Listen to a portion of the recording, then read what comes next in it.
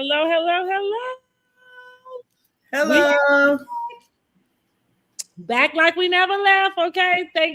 Thank goodness we do not have a new episode of Real Housewives of Potomac, but due to the holidays, we missed last week, right? So we Yes. just gonna do our recap that we should have done last week. Just catch us back up, okay? So we're gonna start off with Real Housewives of Potomac.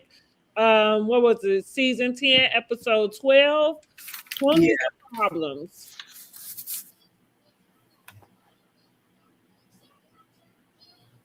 Oh, did you, I didn't know how you was doing it. Yes, I you. I didn't know. Yes, the king. Right. Huh? Well, I got married to medicine. Oh, okay. That's fine. All righty. I didn't take many notes because I had already did Married to Medicine. Okay. Okay. So we start out. We're back at the what's it called? The Potomac and Ponies Family Fun Day. And we have Angel. She's back, still explaining her quote unquote eviction. Ashley says that she's only moved there for to be in the group. And we got Happy Eddie over there talking about their 15-year anniversary, and he's getting her a ring.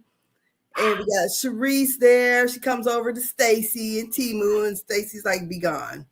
So Timu leaves after being there about a half an hour. And Ashley spills the beans, says she kissed Sharice's son, Jackson. And they have Gaines potato salad on Trump plates, according to Cameron. So what do you think about this scene here?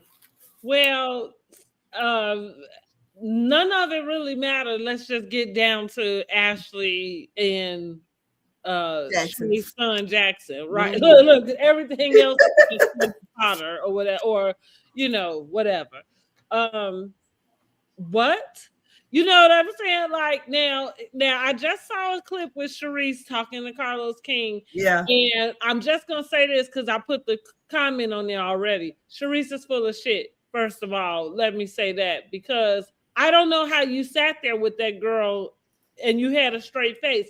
So it does feel like there's a I think Dustin called it like a double back. You know what I mean? Like you was kind of giggling or something. I don't know. Maybe she was just shocked or something.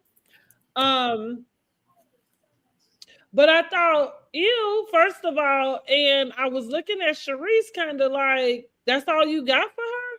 You know, and I don't know I don't know what it is you was I do know what I was saying because the reason why I'm about to say I don't know what it is you would say is because I don't imagine I have any friend that would dare like kiss one of my sons ever. You know what I mean? Like ever. Like, yeah, I have handsome sons. That does not mean they are available to you. But that goes back to this whole thing in this dating world, like where women, I mean, the standards are really low, really That's low. why I said when we talked about Destiny dating Miss Nell's son, I'm like, hell no. Same, yeah, it was the same thing though, right? Yeah, Because I said the same thing with that. It was like, but because that's it your seems friend, like she, you know. yeah, because as we're seeing that Sharice's son was kind of on the show a little bit when he was younger. They made a point to show uh, Ashley's age. She's 37, he's 27. So, like, who said they would have took it to their grave? Stacy said that. I wouldn't have never, first of all, I would have never done that. And it does seem like Ashley is very desperate for a storyline. It feels that way because, girl, you are doing a lot and you look crazy doing it. Yes. Like talking about one thing led to another. What you mean one thing led to another? He grabbed her hand and, girl, please. Yeah, because Yeah. I agree too. Because it go back to like you just really pointed out. We in season 10. The show's been on 10 years. You met this boy as a child. It's no different if it was a man to get it to a, you know what I mean, to a young lady. And I think people would really be tripping if that would have been so. That's right. That's what I'm Definitely. saying. It's no different. You met this young man as a child. That was a child. So when exactly, even if, because we all have eyes, like I watch people's children grow up, you know, like I mean, now, yeah, I'm around all, you know, all my friends' children are now adults. You know what I'm saying? And so, but I don't. I kind of have like an auntie relationship. Not, and don't get me wrong, so, like and you probably could attest to this, being female, it's not that young men won't have a crush or some sort of like, you know, I mean, they're young boys, you know what I'm saying? So it's not that like it doesn't have anything to do with Ashley being unattractive or anything like that. Like, he is behaving as a 27-year-old boy, you know what I'm saying? Like, you are behaving like a desperate old lady because you don't have enough gumption in yourself to be like, no, you know, I literally, my personal self, I literally have had a friend's son try to pick me up, and yes, have literally had to say to him, absolutely not. Like, you know, that's nuts. That is nuts. Thank God, my friends, we all got girls. I don't know what you think is going on, but not that. You know, you ain't lying. Boy, change your pamper. Right? No, honey. No. As bad as dating your son's friend. You know, like if the sons were old enough. So anyway, I thought I was so shocked by that. I was shocked that Charisse didn't have a little bit more to say. She said she thought it was a joke. She thought it was going to be some kind of punchline to it or something. I don't know. I don't know. Maybe she was caught like a deer in headlights. Maybe she didn't want to do too much on TV too. I don't know. I think they would have had to, girl, honey, I would have acted a fool with her. I ain't even saying that she needed to act a fool. It just felt like you would have more to really kind of act. But this, so to your point, because I heard her tell Carlos King that too, like, oh, I thought it was a joke. And so I'm wondering, I said, well, I'm thinking to myself, because she said, I talked to Robin about it, and Robin said, well, don't be naive, as if she was trying to tell her, like, well, you can't just believe that it's a joke. But I'm thinking, you didn't just ask your son? Girl. You know, I mean, wouldn't that just be the easiest thing to do? Yeah. You know, like, if you really want to know. And that's what I mean. You're full of shit to me, because I feel like this is what I feel. Charisse won't back in on Potomac. That's why every time they call her, she coming. I don't give a damn what she say. Now, why she not on there, you know, full time anymore? Whatever. I don't know. Maybe they went on to say on there. She went on to say in the video that he produced with her in the interview. Who produced with her? That Carlos did an interview with her. She went on to say that basically that Giselle and Karen basically iced her out. Okay, and it feels like they did, but that's the reason why I'm saying she clearly would be back on the show. Like, that's why you show up every time they call you.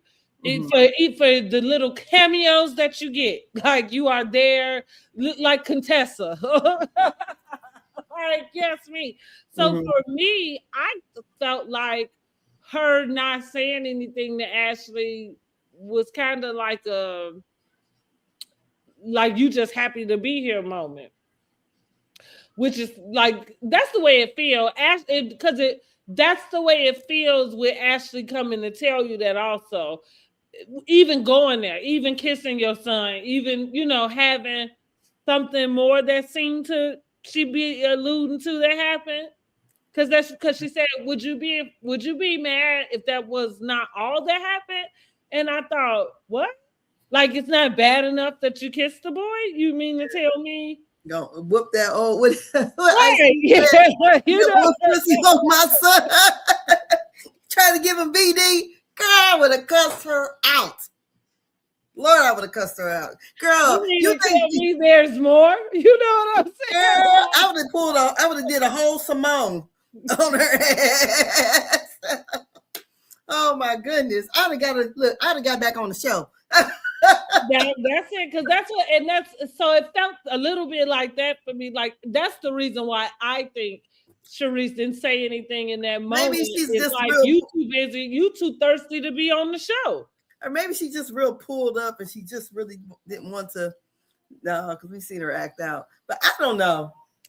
Well, then where's her mama cub then? Because I would think that when you probably could be pulled up until it come to your child. You know, like, and then all the rules, you know what I'm saying, gone. And it felt, and I think Ashley crossed the line. That's what. Oh, yeah, she definitely did. Yeah. She definitely did. What did Y'all let us know what y'all think in the comments about Ashley kissing and allegedly, maybe, possibly sleeping with Sharice's son Jackson, who's 10 years younger than her. It's not even that. It's that she knew him when he was a teenager. That's what because 10 years, for me, it's about 10. I'll date anybody 10 years younger than me. I'll date someone 10 years older than me. That's kind of my threshold. But I agree. For me, it's you know that boy when he was a child. Like you were introduced to him as a child. You know what I mean? Like not as an adult, but as a child. Because I think there could be a circumstance in which you could be friendly, have a friend, and possibly date their son. And it would be that you are introduced to that person as a full-grown adult. Yeah. Possibly like we're talking like a new friendship, because I'm not talking, well, it couldn't be nobody that you grew up with and had this 20-year type of friendship. This has to be a new friendship also, you know what I'm saying? Yeah. Or fresh, I would say something recent where you would know their children and then you would be introduced to them, and like I say, and maybe y'all in the same age range or something, you know what I mean? Like that would be somewhat different. But yeah, this is totally out of line, crossing bounds. Ashley has worked my last fucking nerves this season. Let me say that. Even though I'm just going to get this out the way too. Angel is off the island for me.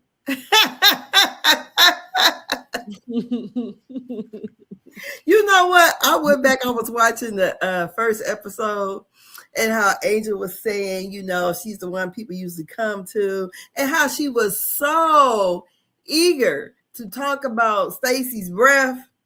But when that got turned around on her, she cried and boo-hooed. And right now she's still trying to explain her eviction. We know when she get evicted. There's no court proceedings. I'm pretty sure they got money or whatever. But I just feel like, well, damn, you were on that train long as it wasn't you. And then once it became you, it became a bit. That's a sneaky little beast you got to watch too. You got to watch for people who are okay with something as long as it's not happening to them. Like, it's wrong.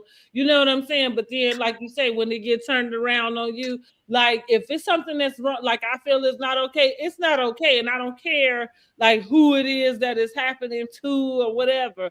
But yeah, she's off the island for me. Off, yes. Totally gone. And you know what? I'ma just, because it's nothing specific. I was rewatching the episode today, and I really just realized how annoyed I was with her. And like I'm listening to her talk, and this is what it is. She has this way of it's her air, something in her voice. I'm not sure if it's a put on, like if it's. I think she's trying to show something. I think she said it before. Like being trying to show something different, sophisticated. Yeah, girl, you showed us something different, all right. We ain't never seen a housewife got to move out right in the middle of the season, honey. Damn, they at least wait till the season over. When did Karen move? Well, I feel like it was the end of the season, right? Because I can't even remember. It might have been in the middle of the season. I feel for some reason I got it in my mind that it was at the beginning, like the very beginning of the season, because I felt like that's what the girls came in talking about. But I could be wrong because it's been so long ago. But here's the deal: we didn't see her with the like. The deal is, it's all alleged. We don't know when the girl moved, right?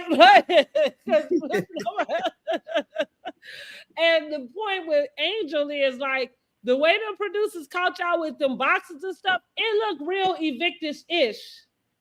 Girl, the lease was just up. I know. I'm just saying it looked real scrambled. We gotta hurry up and find somewhere to go.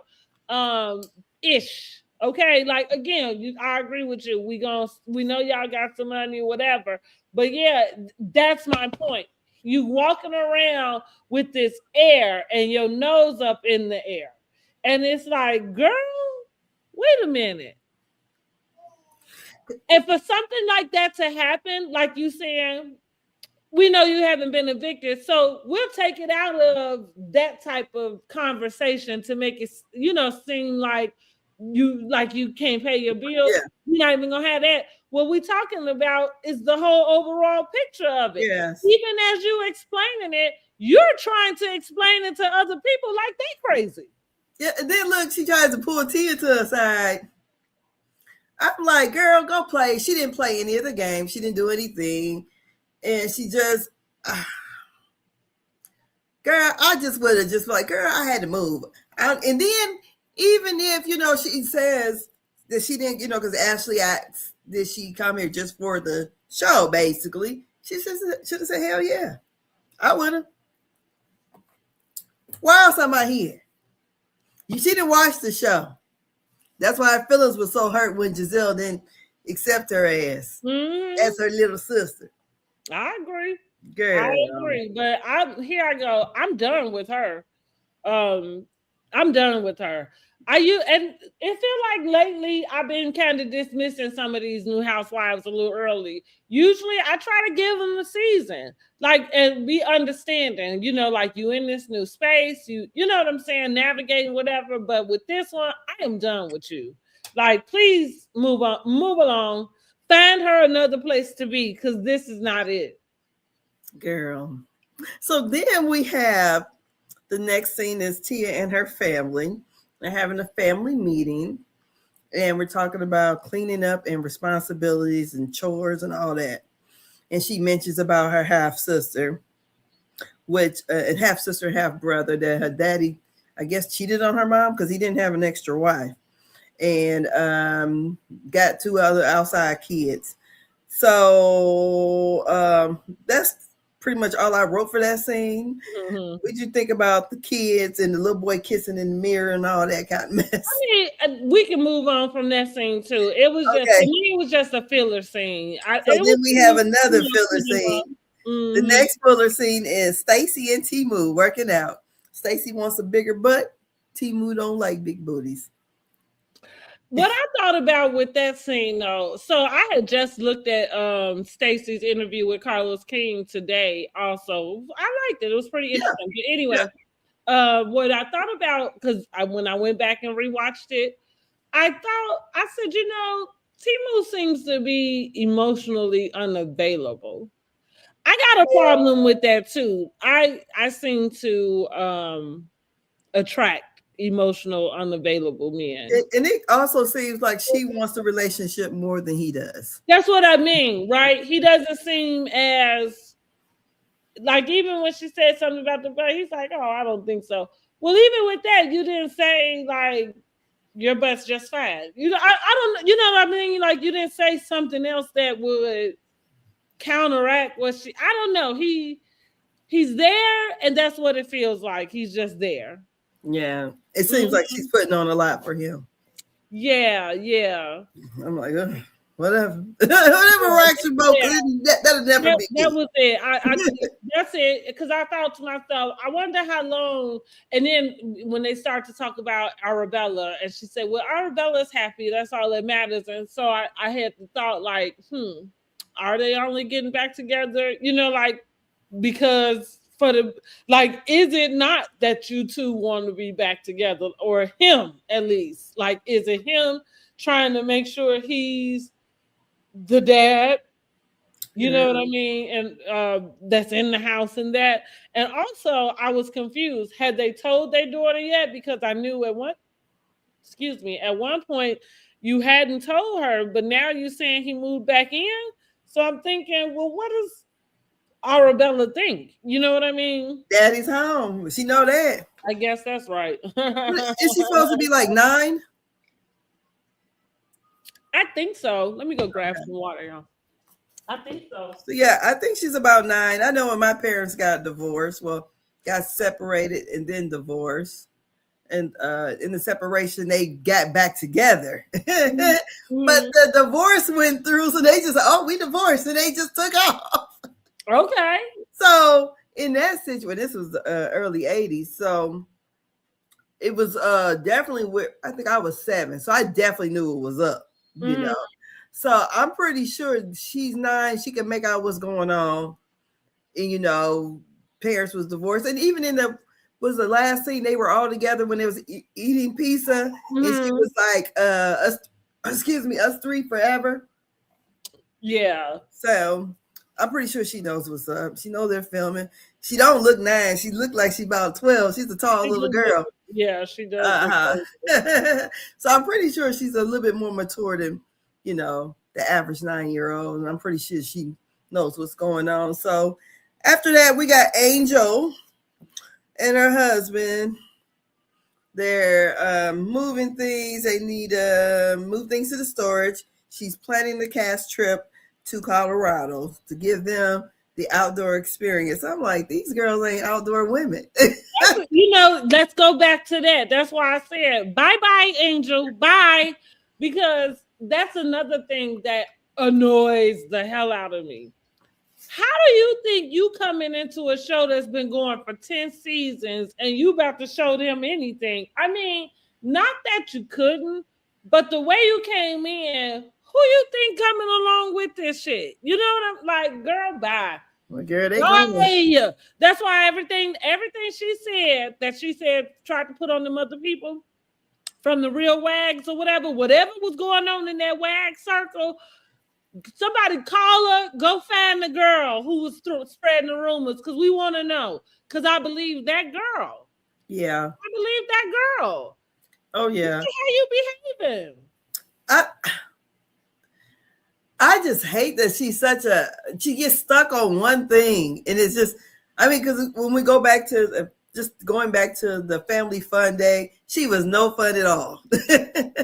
A wet rag, honey. Yeah, she wasn't letting down her hair, doing nothing. All she wanted, and girl, you know, they had moved on and she still wants to talk about it. I wouldn't have kept talking about the shit. Let's have fun, shit. Stacey called it right in that interview with Carlos King. Like she said, and look, Stacey ought to run for office, honey, the way she had them diplomatic answers. But you know, she used to be, did you know she used to be like a news anchor too? Oh, that fits in, because that's exactly what I'm like. What, like, she's had to do something else besides QVC. Yes, she's able to just answer those questions and that's diplomatic. You know what I mean? It's like exactly. But she called it right with Angel. Like, the main thing is you having delayed reactions, and even the audience is not with it. You know what I mean? Like, right? Like, you come back a week later. And like, here you is, you still want to talk about that. Like she said, we'd have moved on. We on to the next thing now. You know, like, yes, I don't know. And here you is still stuck here. And so, yeah, it's a no for me, dog. Like, we should call her Angel Delayed and Stuck. That should have been her tagline. Right. Stuck and delayed. Delayed and stuck. And delayed. Okay. Stuck and delayed. That's her. So then we have Wendy and Eddie, and they're finally finished with their renovation. And, you know, it looks okay. And she states that she wants to do a pool next. I'm like, that's going to be $100K easy right there. She talks about her indie money. girl. She shouldn't have been in this trouble, honey. Because honey, like the prosecutor said they ain't got no money. That's what the prosecutor said. Girl, listen. So while I see what's going on, here's what I thought. We got to hurry up and get to this trial because I need to know more info. I need to know what these people think they know because it is so hard. Even though I'm having like I say, so these scenes, they're not aging well as far as the money that's being spent. Nothing. But I'm also having a hard time putting her in this space where this is what you're doing to have this stuff. So yeah, it's kind of like, is it a case of girl, please? No, she's a Nigerian scammer. And I'm gonna well, I was that. gonna say, like, could it have been Eddie doing it and she ain't paying? Girl, no, because they got the emails. Where right, okay. I tried to know what was going on. I tried. the 4 or 5 degrees in her doctorate, she should have known better. Okay, go ahead with the rest of the thing. I tried. That's why I said her mama should have been cussing her out about scamming. But anyhow, well, she don't know about it yet. But that's what listen. Her mama probably gonna tell her she got it from her daddy. Now let me. That's no good, motherfucker. So Wendy talks about her daddy. So this is gonna be her storyline this season. Other than she didn't know her scamming was gonna be top tier this season either. So she hadn't seen her dad in 20 years, in person. So she calls her dad. She talks to him. He kind of seemed dry at first. He did. You know, girl, if my daddy would receive me like that, I think I'd have hung up. I'm not even gonna lie. Just like, girl, I am not lying because my dad is one of those overly affection type of guys. You know, if I'm having a problem or whatever, I call my daddy. And because I am a daddy's girl, so if my dad, to me, he just sounded like he didn't really want to talk to her. To me, I mean, I guess that goes without saying. She went all the way to Nigeria, and he didn't bother to make sure he was available for them to visit. So and she was there like almost 30 days, really.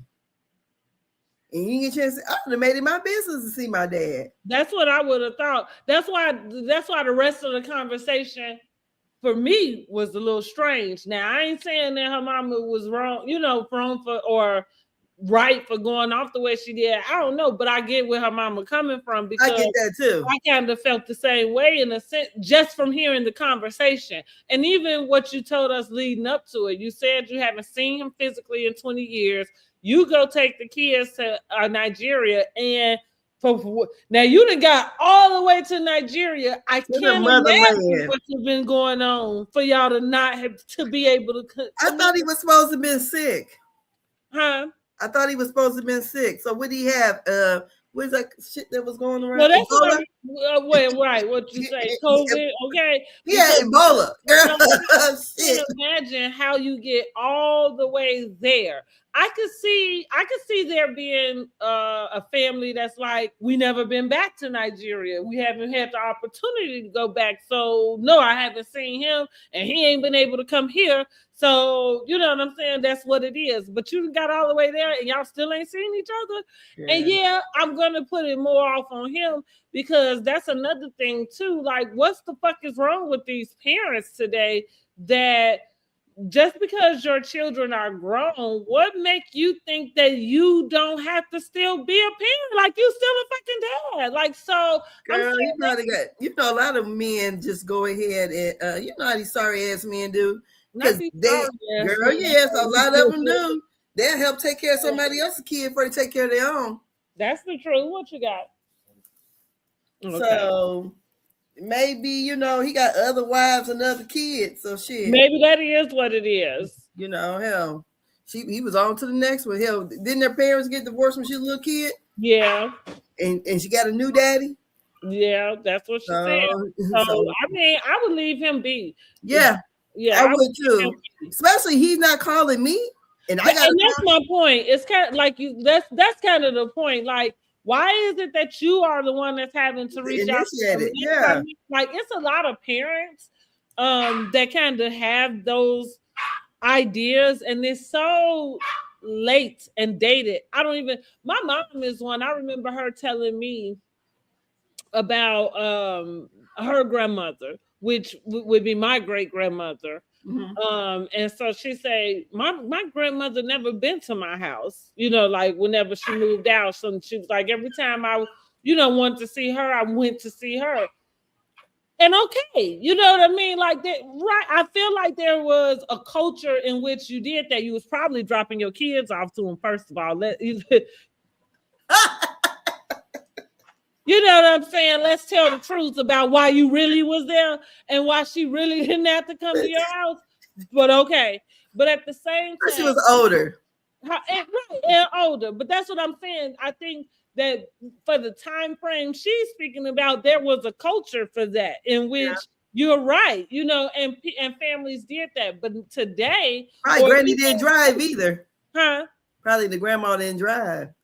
Right, and that too. But go back to like while my kids were like coming up, like I had to take mine over there. Like now, once we moved so far, I'm where I'm at. Like we wasn't in the same neighborhood building. Like, cause even my mama Gladys, her and three of her sons all lived in the same building. You know what I'm saying? So it wasn't anything for anybody to go visit. Because if you're not going to visit her directly, thank you, Keisha, you're going to visit somebody else in the building. You know what I'm saying? Like, so it's nothing. So it was just like some things you do or you change with, like if you're gonna sit in a 1950s view, right? And it's 2025. You know what I'm saying? Like you either gonna come up with the times or not. So I'll use myself as an example. I go to my son's house. I don't have a problem with that. Like especially now he's married. Even before he got married, though, him and Clay have been together for some time. And so I remember telling him, thank you so much that like I didn't want him feeling, pulled between holidays and different things. So when it came to like Thanksgiving or Christmas, every so often, when I can, I try to make sure, thank you. I try to make sure I'm available to come to him. You know what I mean? And that's just that, even though he has no problem with coming. But again, for me, that's to make it easier on him, like, and just to go with the flow. Like, it's not that deep. You know what I'm saying? Like, I don't feel so disrespected if my son don't come, I shouldn't say don't come to my house because that's not the case, but I'm not sitting here and not gonna see my children unless they come to my, doorstep. Like, I'm not standing on that type of standard, if that makes sense. And even, let's say, I remember talking to their dad about that. Even if we fall out or something, like sitting around waiting on a child to be the adult, like it's fucking like, are you cool? Do you got your marbles? Like you said. Yeah. Even when they're adults, they still adult children. You know what I'm like? That's what I'm saying to him. Like, so no matter what and how old my kids get, I will always be the adult in the situation. Like, you know what I'm saying? And I'm the mama. Exactly. And I would always hope to behave as such. You know what I'm saying? So what I mean is, fine. Like, I'm not going to let too much time go by without calling you. Like, I'm not gonna sit on my high horse, you know what I mean? Like, well, he ain't called me, like you sound crazy. Yeah. Right. I mean, my dad would call me maybe 15 times a day. Oh, wow. Yeah. Cute. So, and a lot of times he would just be bored or whatever. So now you don't call as much. So I'm like, okay, you still remember my number? Yeah, I know your number. I was like, okay. But normally he would call a lot or just call, checking in, I'm bored, whatever. How you doing? Stuff like that. But girl, I don't get that whole thing with her dad or whatever. So I didn't either. So he got a chance to talk to Eddie. He seemed real happy to speak to Eddie. He did. So we on to the next one, talking about daddies. We got Jizzy in here with the Brain Tumor Society. I don't know. They're talking about donations and whatever they Cute scene, Giselle always have the fluff scenes, yeah. like Stacy called it. She say Giselle get away with anything. Like, yes, because you know what my thing is with film a whole nother dating show. Nobody cares. My thing with Giselle and this whole daddy and stepmother will and all that, like how long were they married? I wonder. Oh, I don't know. Because my thing is, I dare my dang old stepdaughter to question me about a damn will. I'm just being for real.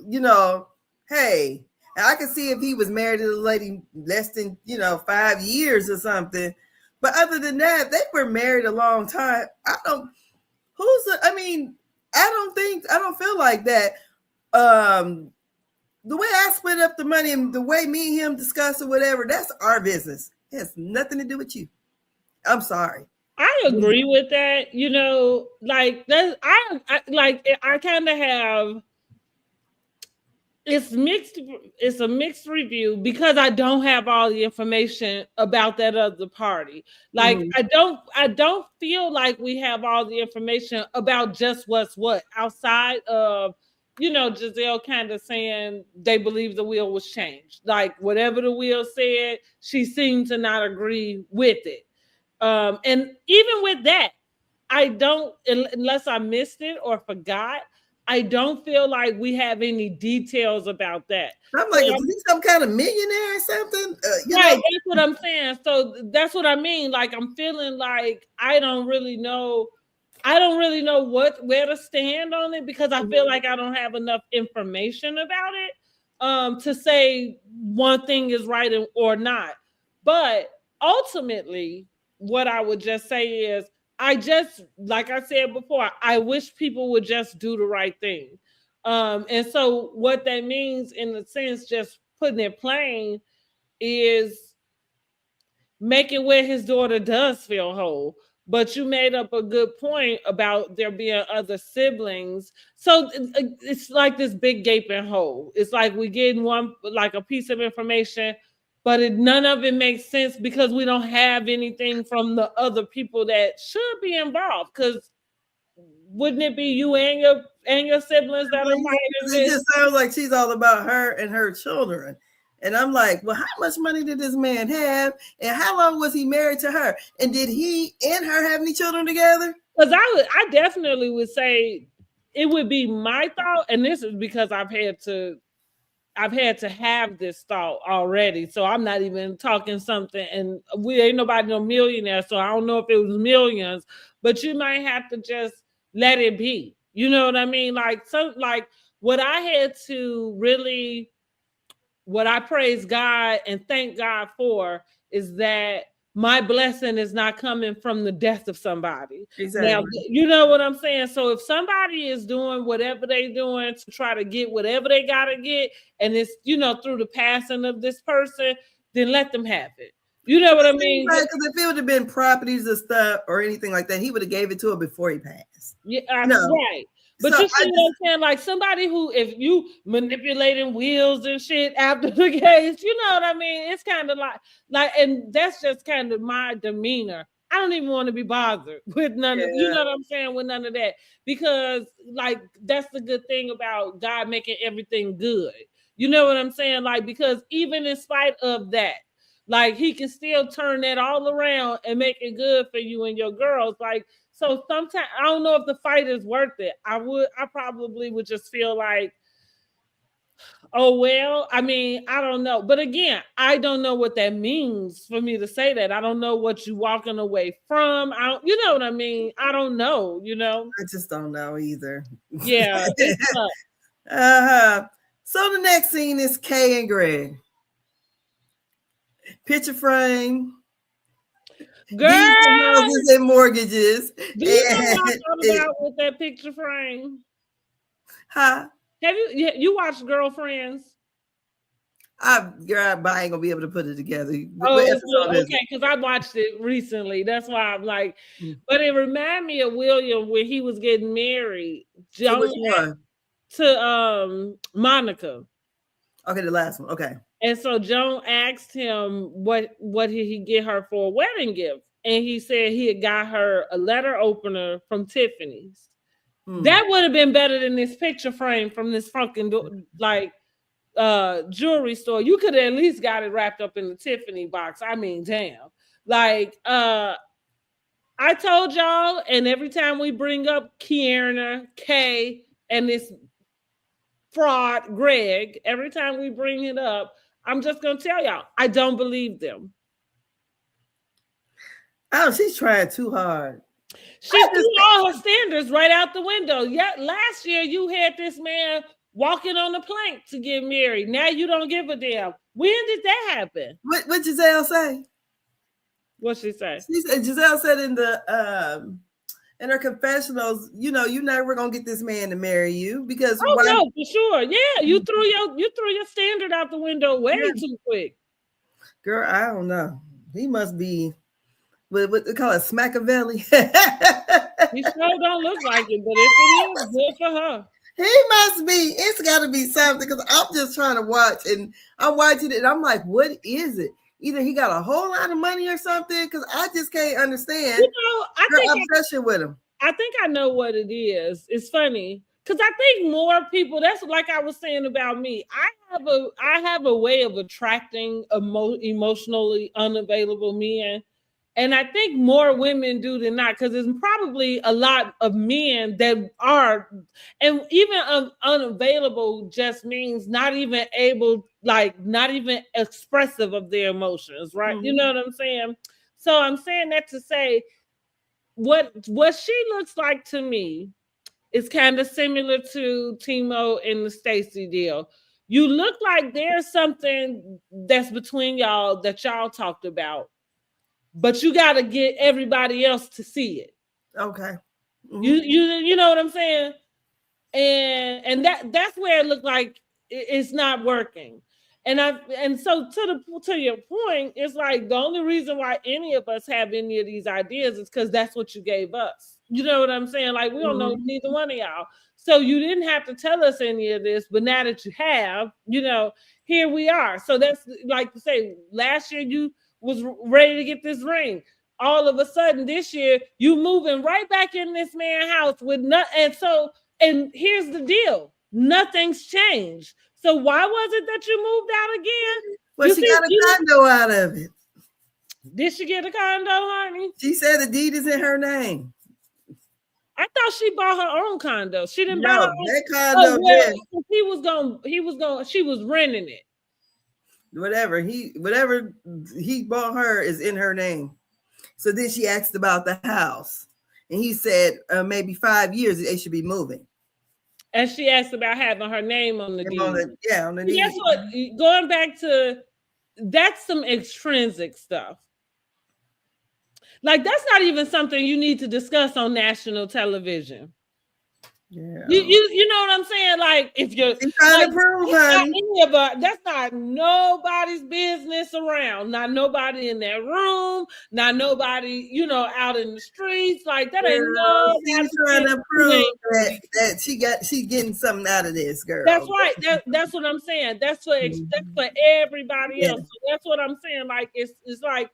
Whatever it is, you seem to be happy with, because whatever happens in private, right? Whatever takes place, whatever y'all conversations are, whatever.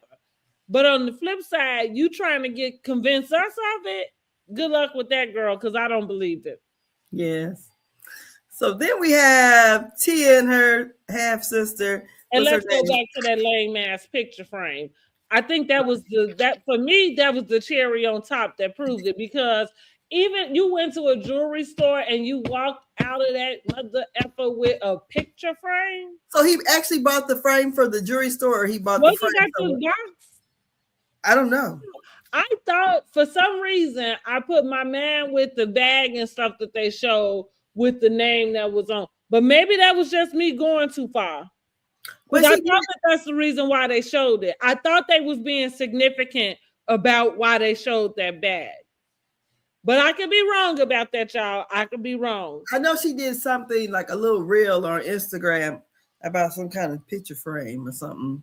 Got to well, but here's like that's what I'm saying. Probably from that jewelry store or something. But that's what I'm saying. Like that, I thought that they did correlate that it was from there, but I could be wrong. But again, I don't give a damn what store you walk in. Walmart. You walked out of there with a picture frame, like, girl. For you as a gift, you know what I'm saying? A picture frame with no picture in it, by the way. You know, because it would be different if you had it all put together with some sort of picture that you had, I don't know, inadvertently taken of y'all. Anyway, so yeah. I guess when they're going to get pictures taken for real this time. Left that scene on the cutting room floor. Yeah, like, they could have. And Kiana, you should be embarrassed. I am embarrassed for you. That's the second hand. That's why I'm saying she looks so desperate trying to get this man, and it's just, I don't know. You are just selling your soul. Yes, because I can't see it. Because she's a pretty girl. In your words, right? For a condo. Well, so you can go and tell somebody, well, at least I got a condo out of it, girl. Mending that heart back together is gonna say like. I got the condo, not too much. But anyways, that's all I got out of that. And then we got Tia and her half sister Amira. They're meeting for lunch, dinner, or something, and they talk about their family issues or whatever. I don't know. That's about. I didn't really pay attention. Tia and her sister Amira. Oh yeah, well, we need to just meet the new sister. Yeah, she's a pretty girl. Okay, cool. That was cute. So then we have Wendy invites her mother and sister over. Like she's trying to coach the daughter on what to say when they get there. That baby, to me, she's like Alora, Dr. Heavenly's daughter when she was younger. Yeah. And she was like. So this mother and the sister comes over with another lady who had to leave early. And they're looking at the house, and Wendy got black toilet paper. She did something different when that ass hit the black toilet paper, and the mama was wondering if she was going to get BV or something. I ain't mad at her for asking. I would have not wanted to know too. I am not mad at that. Like, what kind of die on here? Like, exactly. Because not for nothing, and not to be too far in the business, but I can't use like the cottonelle, a lot of stuff with a lot of cottonness. So, I'm a Scott girl. Give me Scott. Ooh, I don't like that. I know, but I can't have all that extra shit on myself.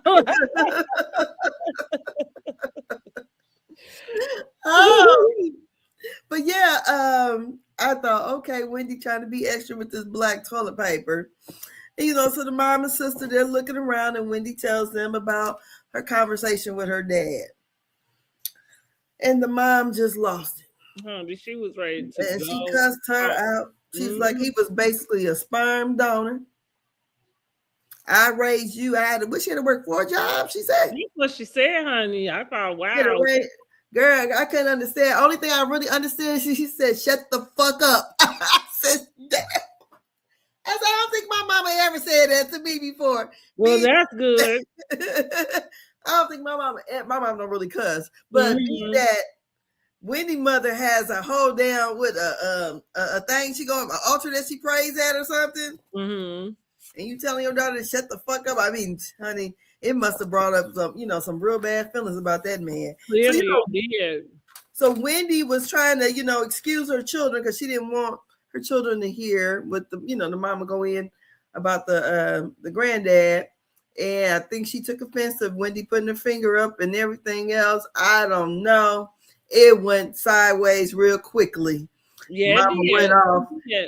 But like I said, I think I understood. Like her mom probably did overreact for sure, but I understood where she was coming from because we just discussed like being confused about where Wendy was in the conversation in general. So once you brought that to your mom. And you're like, you are like the sister said, you're presenting this guy like he's been this standard. Like even on the phone, what did she say? I hope we can get together soon. He's like, yeah, we need to see if we can work that out. But I'm thinking, wasn't she just there? You know what I'm saying? Like that seemed silly. Not silly that you wouldn't want to. I mean, fine, it didn't work. You wouldn't still want to do it, but it's just like. Cause but he didn't want to harbor on the past. So I guess that's why she couldn't get a real answer about why she didn't see him when they was there the whole time they was there. I get where her mama coming from. And most of the time, one thing about mamas with their kids, overreacting or not, generally they're always in a protective type of mode. Most of them, whenever they have some type of like nurturing instinct, especially about their children. So I feel like more than anything, that's where her mom was coming from. Not even from a place of her own hurt. I think the stuff we heard her saying, like I raised you, like he didn't do anything, it's factual. You know what I'm saying? Like it's just fact. Like we've been here, he been there, and gave two shits. You know what I'm saying? But I got you here and I made sure you did X, Y, Z, and here you is chasing up behind this asshole. Now I get it. I get that because that is like a slap in my face. Okay. Excuse you. But I mean, I guess on Wendy's defense, she probably feel like she take care of her mom. And so, like, anyway, I get where her mom was coming from. I thought Wendy probably should have kept that to herself. And I think she knows that. Yeah, especially, I'm pretty sure she knows that because I'm pretty sure anytime she mentioned that daddy, that the mama goes off. So I don't know, just for TV. Well, that's what Wendy tried to make it seem like, is that she was acting out. She said with tears or something, like, what she's trying to do. She made it seem like she was acting out. Yeah, so I don't know. I just thought this went past quickly. So the mama and the sister left together. And that's it. Okay, that was the end of that episode. Yes. Go back. All right. Well, let me get on and pull up my notes for Married to Medicine. Yes, Lord. We'll go through this kind of quick too, as quick as we can, just because everything was a filler down to Toya's party. And Toya, I got a few words for you, Miss Stang. Girl, whole lot. She'll say a whole lot. Girl, a whole lot. You, Miss Stang. So, Married to Medicine, season 12, episode 4. The episode is Trouble at Serenity Villa. So we come back and we are at the conclusion of Brandy's, Brandy party. I said Simone is doubling down on the ladies, letting the ladies know she's unhappy about her marriage. Contessa is co-signing because she just is thankful that it's somebody else with some issues around in their marriage, so she can feel like she's in good company, okay? Because that Scott ain't worth a damn. Scott ain't worth a damn. Contessa tries to make nice with Brandy by saying, "You're adorable," after she just tore her damn little dinner party to shreds, honey. But Dr. Heavily did say on the Patreon with Carlos, when he called and where they FaceTimed, whatever, she said, well, the dinner was only like $9.99 a person. She said, why would we have to say thank you for that? I said, shit. She said it wasn't, some extravagant, Who said that? Dr. Heavenly was saying that? Yep, she said it to Carlos. See, here's the problem that I'm having with this. None of that matters when somebody did something for you. I guess they were. First of all, who's checking? But see, that's Brandy's fault. Nobody, I don't know what, I don't know what she was doing, I don't know. You know what I mean? Like maybe she, in a way, was trying to one up Contessa. So was he trying? So who called who? Did she call him or he called her? FaceTime so they could say thank you. I feel like I can't remember. If I'm honest, I can't remember. I think want to that was say the that he awkward part called of her, it. but I can't say for sure. But here's the thing. All I'm saying is this. Because I think the whole thank you thing, and that's why I'm saying I'm thinking he called her. That would seem most appropriate, is that he just happened to be on the phone. Because I don't know that you needed to, like, if somebody does, if I have a man and he throws me a dinner party for my girls, I don't think it's necessary for me to call him while everybody's there to say thank you. I could understand if he called me and we were all together and I say, Bay on the phone, like, say thank you. You know what I'm saying? So y'all just say thank you. Like I said, in general, it's just because he picked up the tab. Now, the deal is when you get into, like, who's looking at a tab that you don't plan on paying for? That's number one. Like, I don't look at no receipt that I'm not paying. Like, if I'm not paying, I don't need to know what the price is, do I? I'm thinking the menu. You see what the food costs.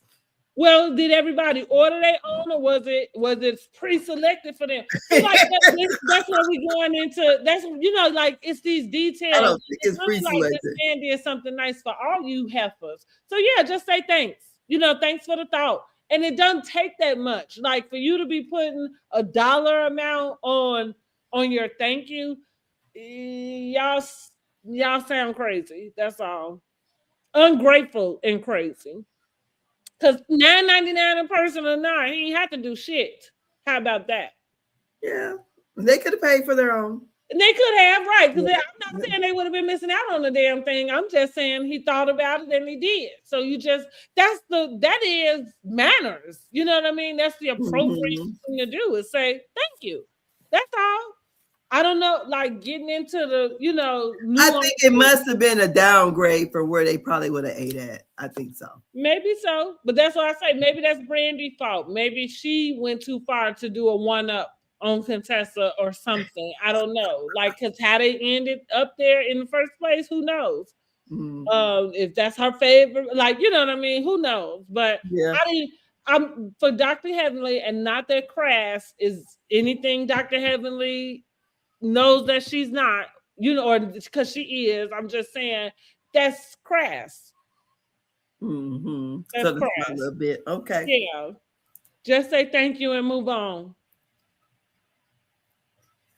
Throw your own, but then have Damon take y'all all out and show them how it's really done. If that be the case, go get. I think that gives towers everywhere. If that's what you were supposed to have. I think she was giving him kind of like why Contessa was throwing all this shade or whatever. So we knew why Contessa was throwing the shade. I'm just saying.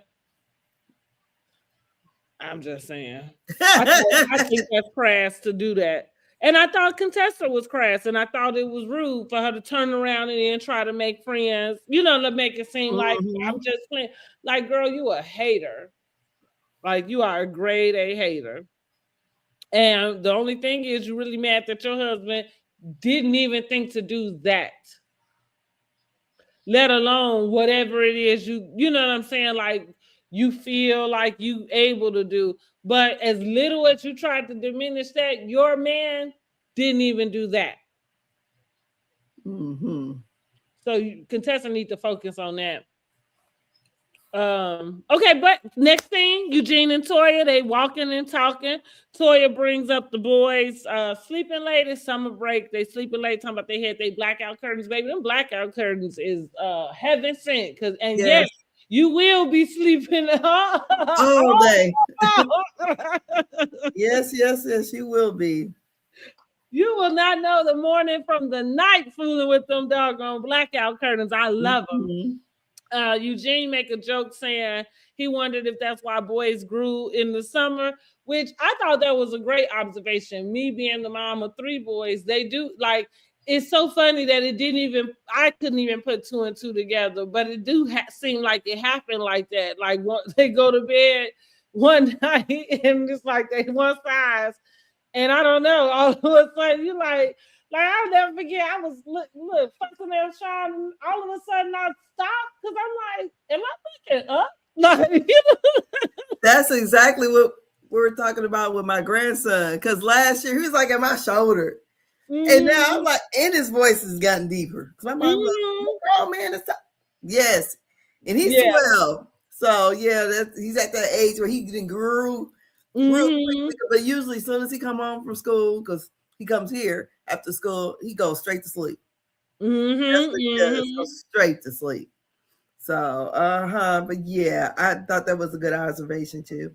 They discussed his work schedule and moving into Scott and Contessa's building, which Toya said is a negative. She said Contessa saved all the good space for herself and was gonna stick Eugene in the storage by the bathroom.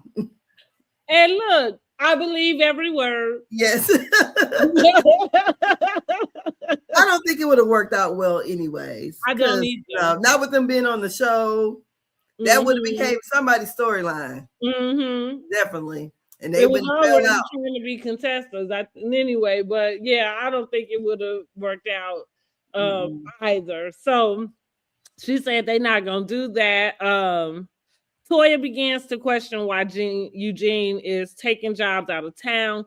Eugene is trying to explain. I was listening hard because girl, I was trying to understand also. You know what I'm saying? Like, okay, so what I understood Eugene to be saying is that he's working less, but he has to work the jobs out of town, which still keeps him away from home. But he's making more. And he's not making any more money. Oh, he is making more. He is making more. Yes. All right, he's working less, making more money, and it just required him to be away from home. Yes. But if he was at home, he would be gone from home the same amount of time is what he said. Or more. Yes. What I got outside of trying to understand that little rigmarole and what he was saying, I got frustrated with Toya not quite understanding why he would need more money. And maybe she'll be able to explain this a little bit also. Like I think she did an interview, or maybe by the time we get to the reunion. But I feel like for me, it's almost like there was something he wasn't trying to say, like maybe you spending all the money on these Birkin bags. Yeah, he said you can't have your cake and eat it too. Yeah, and the houses and the building of this, and I mean, who like. While Toya uses this as a flex, I think the idea and what she's missing when it comes to Dr. Heavenly and most regular people is kind of like, who builds 2 and 3 homes in a lifetime? First of all, you know what I'm saying? I mean, but some people do, but I think she's trying to flex on the wrong people. And well, that's it too. That's if they wanted it down to that when we get to the part. That's exactly my observation. But what I mean is like, actually, so some people do, and I don't know about build. I think the only one, like, and I'm going just sticking in housewife universe, the only person I know that has build really is Heather. And her husband is the guy from the surgeon from Botched. Oh, yeah. Is that what they do? Huh? Okay, see, and that's what I had said. You know, Eugene is not no plastic surgeon or whatever. Yeah, and like so, you know, so I know that they've built, and especially since she's been on Orange County, maybe 3 homes, but not in like right. They circumstances don't look the same as Toya and Eugene's. That's number one. He's not making millions of dollars. And the second thing is, you know, what I mean when I'm saying who builds homes, like I said, usually not even in a lifetime, let alone in 1 decade. You know what I mean? Like, or even 1 5-year mark. You know what I'm saying, right? Especially houses that are basically almost the same. You know what I'm saying? Right. Because you know, you have your starter home. You might have built a small starter home, maybe. Well, that can give stability. Yeah, that's kind of what I'm getting to, is that you all don't seem that you don't look like you're stable to me. No. And again, it's not because Toya getting some money. So that's what I think. That's what I saw. She said she put $600,000 to $600,000 down payment down.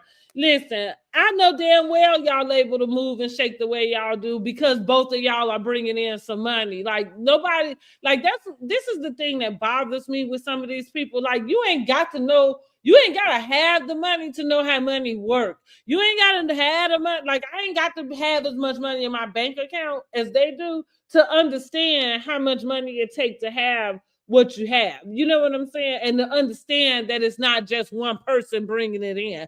Like I work for doctors, so I know, you know, and like that's why when you said that plastic surgeon, that Beverly Hills plastic surgeon, see, like that, I tell anybody, if you're going into doctor, if you can stomach it, go into surgery because that's where the money is. Now, it might be in ER because he might be right. A lot of doctors probably don't want to work the ER.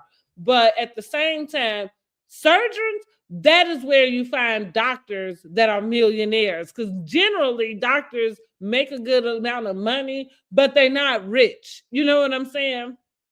But the surgeons, them surgeons are.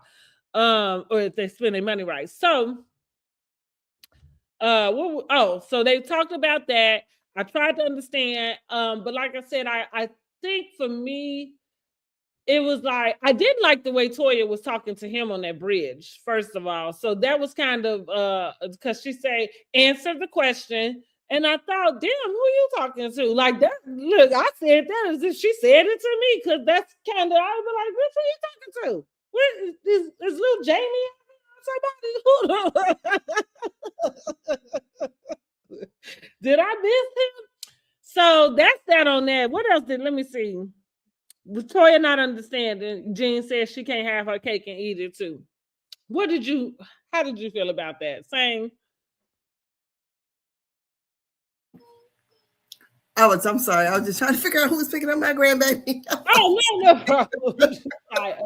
Look, it's past the time.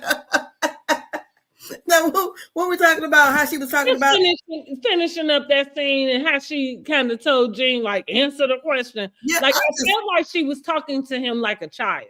Well, she always talks to him that way. And that's why a lot of the women, you know, definitely Dr. Heavenly always says something about her on her YouTube channel, the way she talks to her husband. But the whole thing of questioning him about the way he's working, I thought was ridiculous because, bitch, you want to live this way. You working this man in the ground because y'all had your dream house a couple years ago and you want to work him to death and you're asking these questions and you know why. That's why I'm like, really? I mean, I really didn't get that, but yeah. I agree. I agree. And that's right. It was like, that's what, even as he was answering, like looking at you, he looked confused by the because he said you can't have your cake and eat it too. Yeah, like girl, what are you talking about? Like we already talked about it. Like he looked confused by the conversation as well. Don't clown me on this damn TV, and I'm fucking staying at the with the Holiday Express while you living in the lap of luxury. Okay, 24/7, not doing shit. Drinking. Yes, drinking. Go ahead, girl. Okay, so then we get with Quad and King. They go into Dr. Jackie's office to get an ultrasound done for her fertility journey. So we already know she's going to be traveling to Ghana. Quad is so fucking extra to me because I don't know why. I don't know. Clearly there's some reason, why she's going to Ghana to have her eggs retrieved there and having Dr. Jackie do all of the state. I think somebody got pregnant. Somebody she know or something had a success story in Ghana. Word of mouth. But I think it's the logistics for me. You didn't know, like all of the fucking 40 and 50-year-olds running around here in the States carrying babies. Like I'm saying, like it's almost like you are telling us that but you're not telling us that they're doing anything different than the procedures that they do. Girl, she just want to have it done in the motherland, honey. That's what I said. That's why I say she's just so extra. Because to me, it's just another thing to be extra about. But that shit might bite her in the ass because, like King about to tell her, he didn't know he was signing up for all of that. Which like they said, they thought they would go once and it would be done. Da-di-da. Like, no, you didn't talk to anybody else about it? You know what I'm saying? Nobody. Because, that's not really the way that, happens for most people. So, so that is, I think what she said, this is their third trip or something to go back. Anyway, so Dr. Jackie is doing the ultrasound. I was a little uncomfortable by her interest in King. I don't understand none of that. So as they was coming in, she done pushed Quad out the way so that the girl, that the lady could meet King, and not for nothing. Like, are the girls what's wrong with them over there? Because King ain't all that either. Girl, they just doing something for TV. Got to be. Okay, got to be. And then with the text, she was from Jamaica too. With Quad said, "What you trying to set them up?" Right, yeah. Right, like I didn't understand what was happening in that moment. Talking about we can check out. It was like she was flirting with him. I thought she was just being funny. Girl, Jackie hooked on Curtis. Yeah, she need to act more like it because I didn't know why he said I didn't know why she was acting that type of way. And like I said, he really not all that. Not to me anyway. He's clearly not my type. I like dark. Now, don't get me. I like tall, dark, and handsome, but I mean, he's just regular for me. He's just regular. He knows what a uterus does. Good for King. I don't think many men could. Oh no, excuse me, not the uterus. He knows what the cervix does. That's what they were measuring, her cervix. And so, what is that for? And he answered the question before the doctor could. Lord Jesus, how deep and how thick are the walls? One thing about it with these men, honey, the way y'all want to climb up in these people's vaginas, you should know something about it. But they know. I'm just saying, you should though. They just know to put it in there. That's what I'm saying. You should find out what's happening. You know what I'm saying? Like, you should find out about it. Go on and look up the diagram. Like, find out. Right, what's an ovary, motherfucker? All right, let's get on to Dr. Steve, Steve and Dr. Mimi. Yes. Now, this was a very touching scene. They're in the car with their kids, and I don't remember what they were discussing because I'm just going to get summer camp, okay, for the kids. And during that conversation they were having, they have a son. I think the daughter is 8, the son is 7, or is it the other way around? The son is older. Okay, so the son might be 8, the daughter is 7. And he has been diagnosed with autism at 18 months. And in the middle of this conversation, they had a real moment where he hit his sister. His sister started crying. I think she was overdoing it. Girl, she was putting on. I thought it was. Listen, like, I felt bad for her. Hit her that hard. She was being like really, really baby. Dramatic. I was a little annoyed by that. Yes. But here's the thing. Here's what I like that scene really. I love when we get our moments of like just real life, true reality. You know what I mean? Like in the sense of nobody could really have planned for that to happen. And to watch them kind of the way that they handled it. So he stopped the car, Steve did.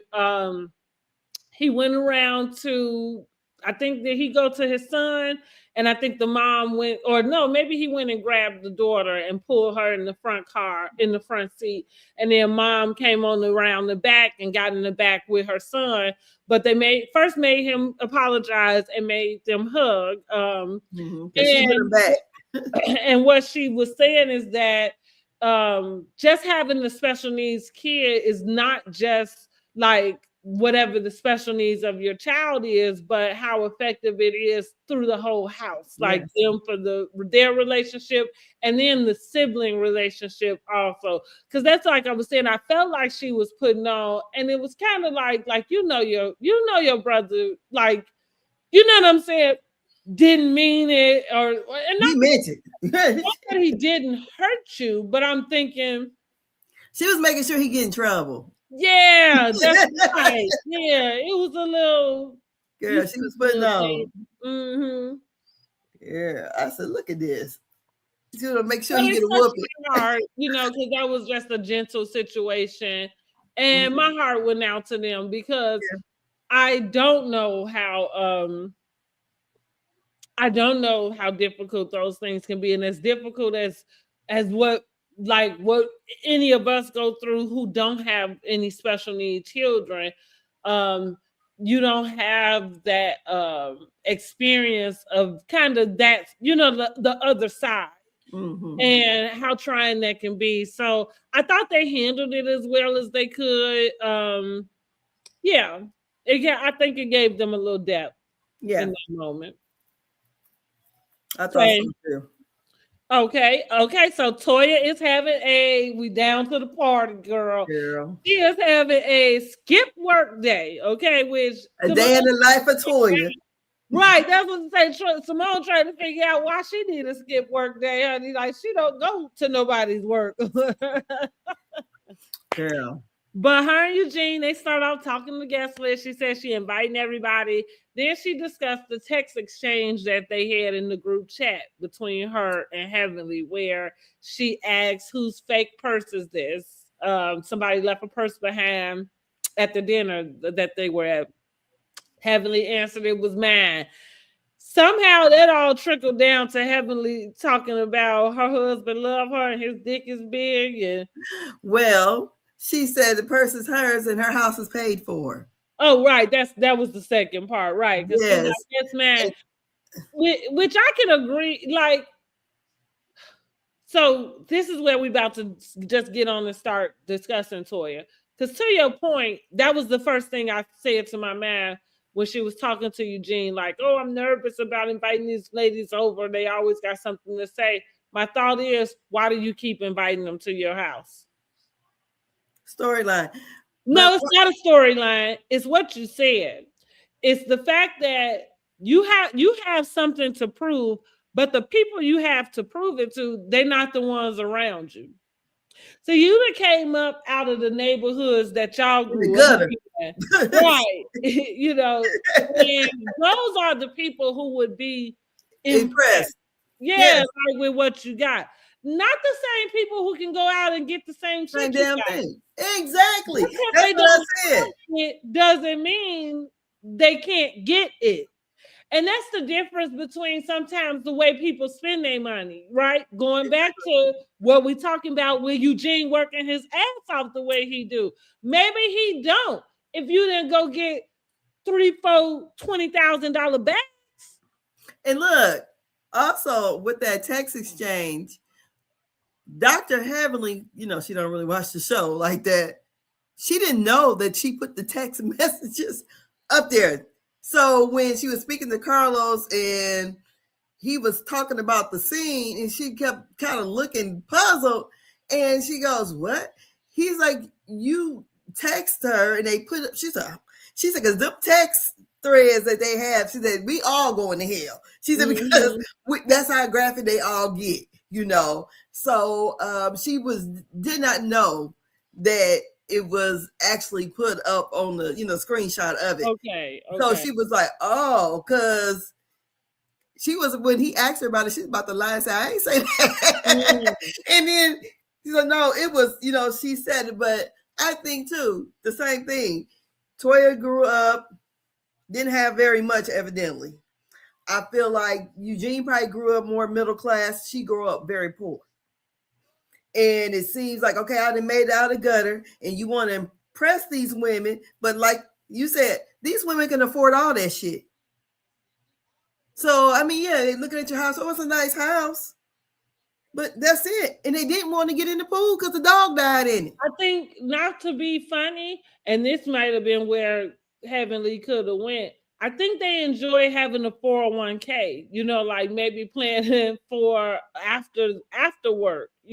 Sometimes you can tell people the difference between the people who spending the money as it come in, and I mean, who lives within their means would be a better way, words or way to describe it. Girl, I'm not presuming. Dr. Heavenly sitting down there on 40 acres. Huh? As a Dr. Heavenly down there in Conyers on 40 acres. Well, and also, and I bet she has some investments. Yes, plenty. You know what I mean? I bet Simone do. I bet, Dr. Contessa and Dr. Scott don't know more because they pulled it out for that building. Yeah. But I'm saying mostly, I wouldn't be surprised if they're the only ones don't have one. I wouldn't be surprised either. Well, and the thing about it is, okay, Married to Medicine is on. What you gonna do when it's over, or when it's over for you? Mm-hmm. She's supposed to be doing a Kelly bag for Hermes. I guess it's the Toya Kelly. I don't know. It ain't now, the Toya bag. Who is supposed to go buy that? See, like, that's what I'm saying. Toya is so, like, she's so caught up in her own hype. Girl, she wants to be out there in Beverly Hills so bad. But here's the deal. Who are you selling that bag to? See, like, do you have a fan base? Your fan base are not buying Birkin bags. No. You'd be better off going to do a collab with Coach.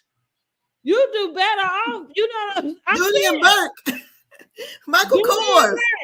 Yeah, Michael, right. Affordable. Something that people can go out and aspire for, at least, because that's the deal about Coach. Coach is affordable. You know what I mean? Like, it gets up there, but it's affordable. Even if you want to put some money up. Like I tell people all the time, this is the reason why I don't bother. I don't ever bother wondering about what somebody got that's real or not real. Because number one, you could almost tell just when you take a collection of who that person is for the most part. When you think about a Birkin bag, I feel like the little bitty small one, and it wasn't, Toya had a big one, it's probably like $10,000 by itself. Like the one that the celebrities go get their kids. Right. Like, and then the feat that you have to go through, because Candy was going to just buy her daughter a Birkin bag and she couldn't. They said, no, there's levels to it. Because she's like, oh, just go and get it. I got the money. I can do it. No, you got to start out. And then she said, they pick out the purse you get. I said, oh. Well, let me tell you this. And I'm not proposing that. I mean, of course, we know Candy got money.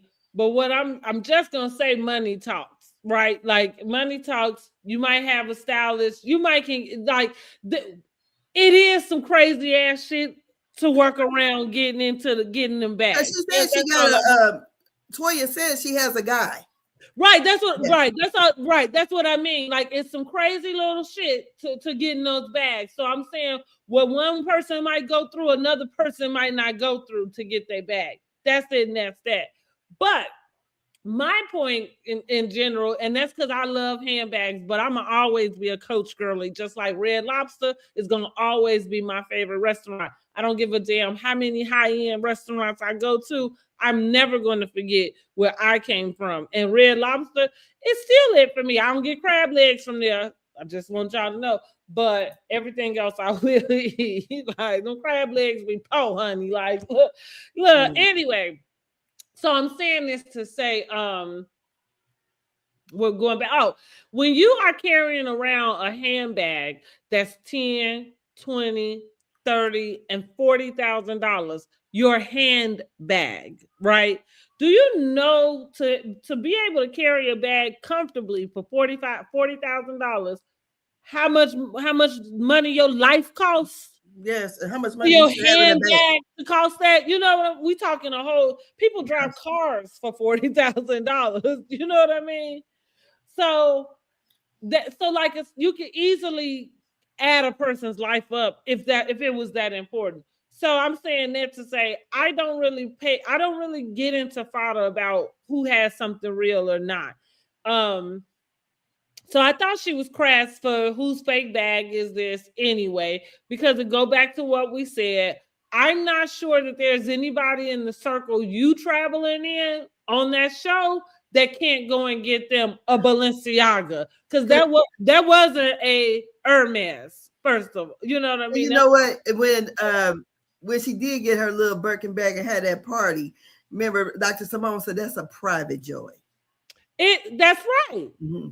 And it is because it's just what I just explained. Do you know how much your life has to cost for your handbag to be worth that much money? Your handbag. That's like walking on $10,000 shoes. You know how much your life has to be costing you for you to walk on something that costs $10,000? And don't forget, Toya was just a school teacher, honey, and her husband's a doctor.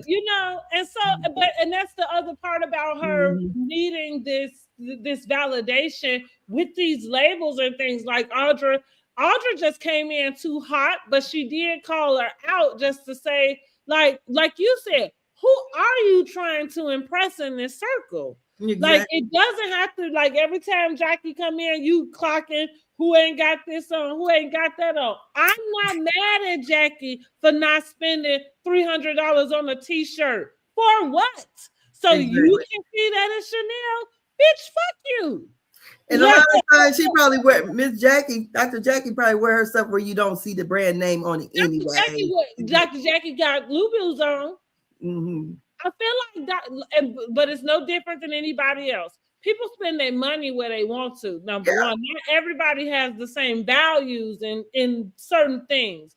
And clothing could be one of them because, like, I don't like it when the logo is on all over it. I don't like that. It's kind of I can go either way. It depends, right? It depends. Everything I wear doesn't have to have the logo. It can have it on the tag. That's what I'm about to say. It depends on what it is. But here's the other part. I don't foresee myself buying a plain white t-shirt with a C on it just because it's Chanel. I could go get a Hanes t-shirt. Or t-shirt from anywhere else. Like, you know what I mean? Like it doesn't have to be a Louis Vuitton, t-shirt. Yeah. You know what I'm saying? Like it has, like, for me, things are relative. But here's the other part that I can admit to. I don't have that type of money. I feel like I would be that way whether I did or didn't, just because that's not where my value is not in that. My value is not in what somebody else knows I have. My value is in is me looking good and investing in what we already know that they already kind of had money troubles because they got behind in their taxes and all that. Mm-hmm.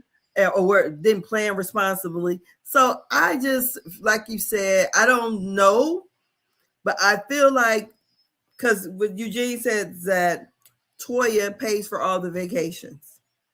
So it sounds like Eugene take care of the house. And that's why he's working around the clock. And I'm like, bitch, what do you don't get out of that? Which any man would, though. You already not talking to him like he the man of the house, but I'm just like he the little boy of the house. Okay, but I feel like, so that makes sense, right? Because that's what I mean in a way of, we understand that you bringing in money too, but we are watching your lifestyle, right? And again, he's just an ER doctor. Like, he's just an ER doctor. Exactly. Around the clock. Yeah, you probably are making more money than him.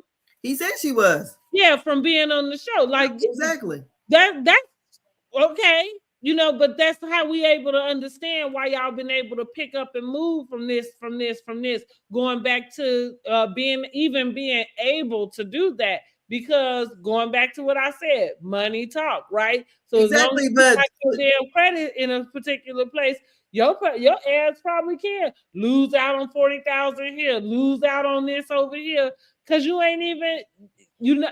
And I feel like they did do that before on one of their houses, or was about to. But anyway, yeah, the thing of it is too. Also, since her income is mainly of the shows, you know, I don't know what else she probably got a little investment in. Let Dr. Heavenly said that wine deal is like money off social media.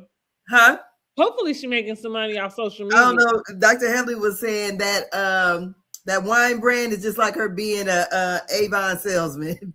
Basically, it's not her brand. You know, she just you know, but to think long term, because Toya is what, she 49, about to be 50. Girl, how long do you think the show's gonna go? Yeah. What you gonna do? Because if this your main source of income, all them doctor ladies, they still are being doctors. Or work, or get to something where you can work on paying something off. Like that's what going back to me talking about the moving and stuff. Like, you don't appear stable. Just being able to go and get, like, I think sometimes people forget, and like, you know, just all of what we're talking about, like how you date, the man you choose, you know what I mean? Like, none of this stuff adds up. So with her, with these moves, yeah, y'all, it seems like you're still having financial troubles. Because why is it that you can't stay in a place longer than a year? That's kind of weird to me. We're gonna say, so Toya say she come in. I said Toya is on 1,000 as Mimi come in. So the ladies are gonna start heading on in. Okay. Toya decides that she gonna call Mimi out, because Mimi comes to the backyard, kind of compliments him on the house and everything. And somehow she took a little napkin and sat on it. She had laid it on the little concrete part, and she sat on it. And so Toya say, oh, that was you the sit on that napkin, huh? I thought it was a cushion chair she's put it on. I know it was a napkin. No, I thought that napkin was on the cushion chair. It was on the chair, but I thought she put it up on the little concrete thing that she sat on. Because I don't feel like she sat in that chair. I feel like she sat on the, like, I don't know what you would call it. I thought it was the chair, but anyways. Either way, Toya decided to call her out about it. You know, like, you think it's dirty, and I just thought, like, damn, Toya, like, why does this ain't Heavenly House? Or why does it matter? Either way, you know what I'm saying? So that's, in my opinion, that's when it clicked for me that, Toya, you're trying to impress the wrong people. Like, you really are. And the other part, going back to, I did say that when at the earlier scene with her and Jean, or right before this, it's like, if you don't feel like these ladies have your best interest, why do you keep opening your doors to them? Like, that's, for me now, and this is for real, for real. My home is sacred to me. I don't want nobody in here that's got giving me ill vibes and ill intentions. And I do understand that they on the show, but I don't think the show requires you to invite these people to your house.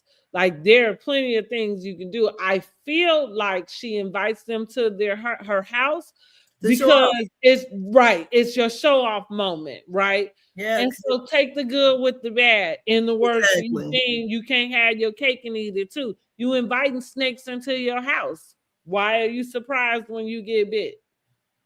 Girl, that's silly to me. And then to give them a show on top of that. Honey, let's talk. Let's get to it. Let's get to the show, honey. Let's get to the banana show. Like, we didn't know we was coming for this. So, I said Toya has the men barely dressed around, walking around as servers. Simone points out that Toya don't have no problem. She is not shy about her eye candy. She did have a lady for the men, one little lonely lady, it looked like, for the men. I wonder why. Dr. Heavenly and Dr. Mimi are not impressed by these half-naked men running around. I'm not sure. It felt out of place. I think, and maybe I guess they was at a pool party, but I kind of would have been like, oh, okay. You know what I'm saying? Like, I wasn't even expecting that, and I'm kind of like, why are they It here? seems like they should have had on a little bit of a, like, maybe a stethoscope or something, because it was supposed to be a Dr. Day off. Something. I went with the I theme. don't understand their point in being there, though. I'm like, huh? Okay, yeah. Yes. Cool. Toya just like to look at other men, I guess.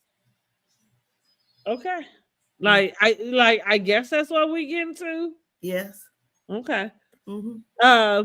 But like I said, Dr. Heavenly and Mimi are not impressed. Toya, of course, has to usher the ladies right on to her closet, where we find out she has, I thought it was a fake tree, but it is a fake tree. Oh, okay, because I'm like, apparently the ladies in there acting like it was live, but I'm like, if it's fake, why? I don't care. I think it looks real, is what, because she's on Entertainment Tonight or whatever, and she said she only paid $300 for the tree. Yeah, I kind of could have guessed that. I knew it was. I'm like, there's no sunlight in there. So yeah. You say there's no sunlight in there. No, so how the tree gonna be below? Well, right. I was like, they was making it seem like it was real, but I'm like, I thought the tree was fake. Like, how you gonna have a real anyway? Yeah. But I thought it was a extra, even though it is cute. But I'm not gonna lie, it feel like it take up more space than it needs to. But go ahead. Go ahead, Toya. Right. Just feel like it's taking up a whole lot of space. And for what? Like, to be there? Like you said, what you need shade from it. Okay. Yeah. We will move along. So the ladies are all loving it, right? Everybody coming in. Oh, this is great. This is great. And it's the same people who have had so much crap to talk about them in their homes, but whatever. You're getting your validation. Toya and the ladies make their way on back to the pool, where Toya decides to kick the party off by asking the men if they gonna participate in a game that she had to show how in shape they was. Now, see, she started off being messy with that. First, you got these half-naked men running around your house serving everybody, which go back to what I said. Like, I guess she don't like looking at her husband. But then you turn around and you etch some game that you telling them gonna get them in shape, so they can wear the shirts off on the next cast trip, like King and Steve can. Like that was gonna happen because y'all played one game at your backyard pool party. Yeah. It seemed like you was starting shit. Yeah, it was. The men not feeling it because they thought they was coming to chill, which I thought we was coming to chill too. So I wasn't even feeling watching them do this shit, to be quite honest. So thank you, Eugene, for offering to write the people scripts so they could get up out of it, to excuse them from doing any activity. Toya wants to try to explain the rules of the game, and she demands that Eugene give her eye contact, because Eugene is he fumbling, talking to the men, and she felt, I guess, like he wasn't paying her attention. And so then she says, eye contact. Which the only time I know somebody, I don't know two adults, especially two married adults, that talk to each other like that. The only time I think I've heard that type of exchange in that way is usually like an authority person, and then, like the subordinate person. Like, and even in that case, it's wrong. I'm just saying. Look at me. Look, eye contact, please. Yeah. You know what I need from you. Now, damn this party, honey. Now everybody is just looking because you're loud too. Because I mean, and it is uncomfortable, because if that's the way y'all do it, you don't need to do that in front of everybody, because everybody is not comfortable with that. I'm uncomfortable with it. I'm uncomfortable with the way you talk to him. And funny you say that she always has. I know that I've seen moments like with the biscuits. I remember specifically. And maybe, like I say, every so often, And maybe because I can be like, because I talk before I think sometimes too. So maybe in those cases I might have excused her a little bit, but for some reason this episode it was she never talked to him this bad. okay. Yeah, I was like, this was like way worse than anything I ever heard. Because I felt like it was kind of like a tug of war. Who's like an ego trip? Yeah, because she said, "Oh, you trying to be hard?" Yep. Like that's exactly what I felt. I felt like it was both of them power tripping, an ego fight. And the thing that sucks, especially because your man is working his ass off and paying all those bills, is you should have gave it to him.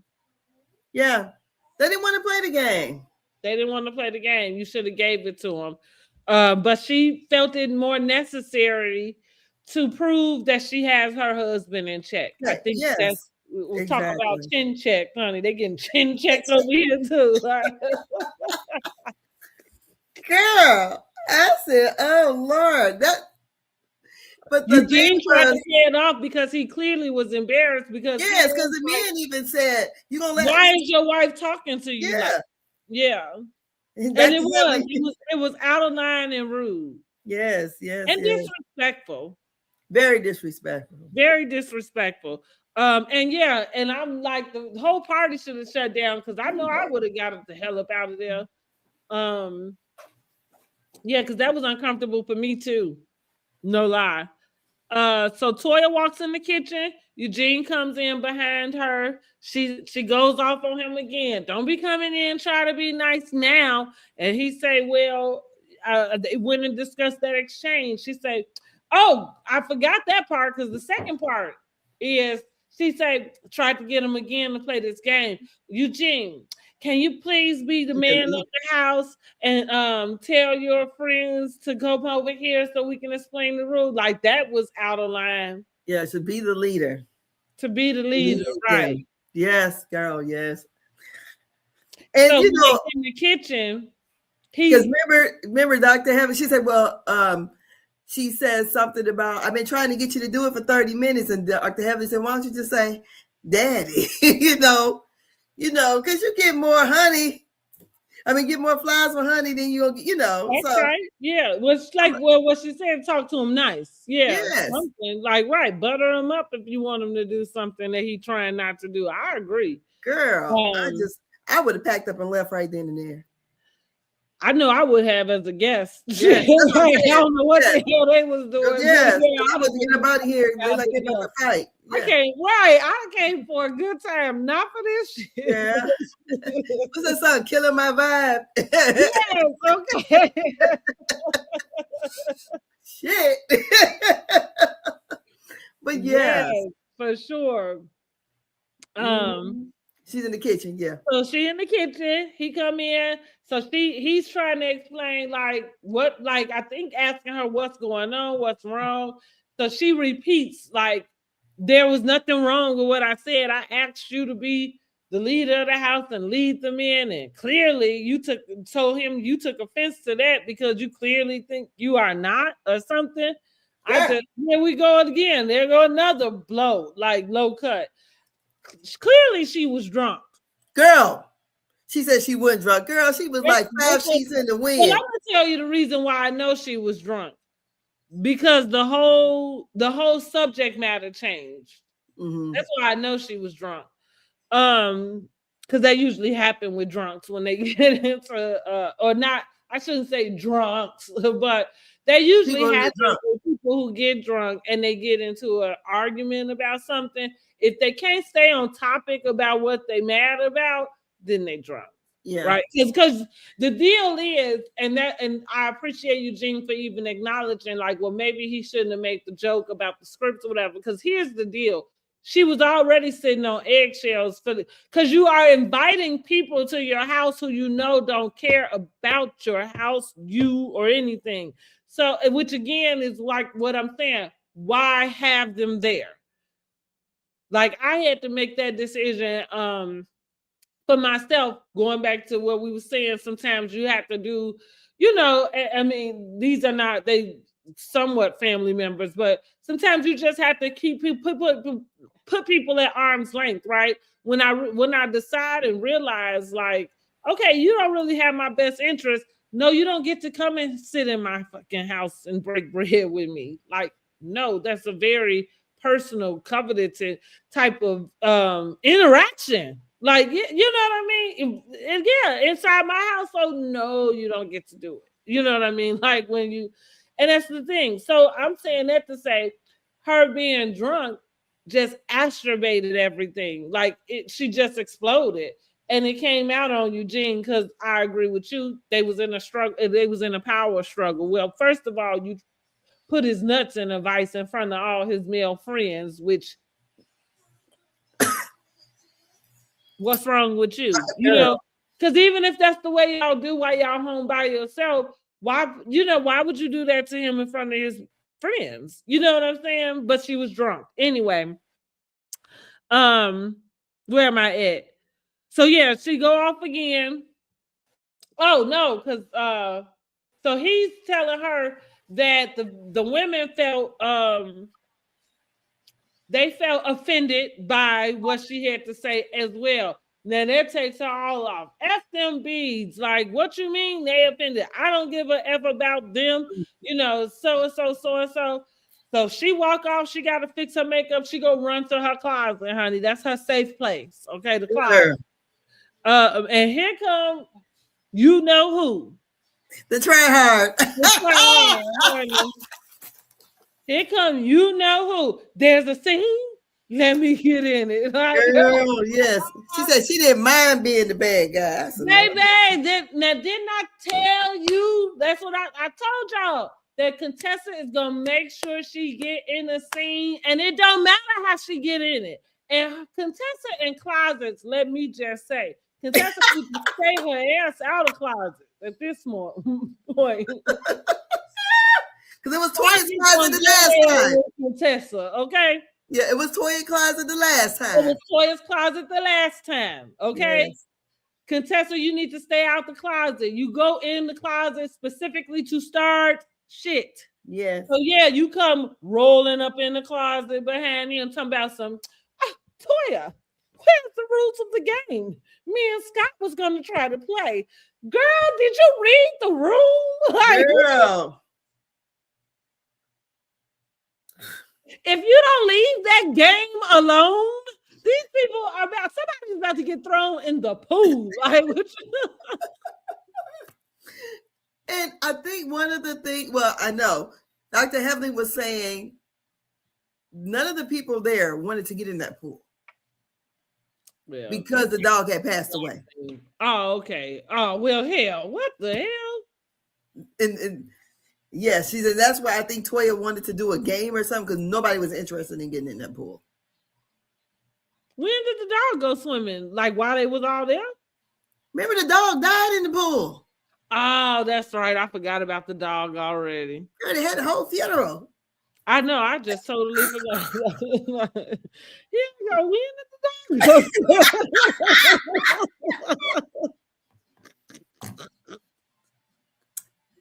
go? So, girl, you know what? Black people get on my damn nerves. Black people get on my nerves. Listen, that dog didn't have to die in that pool. They wasn't gonna be in that pool no damn way. No pool party had they been two that they got into the pool.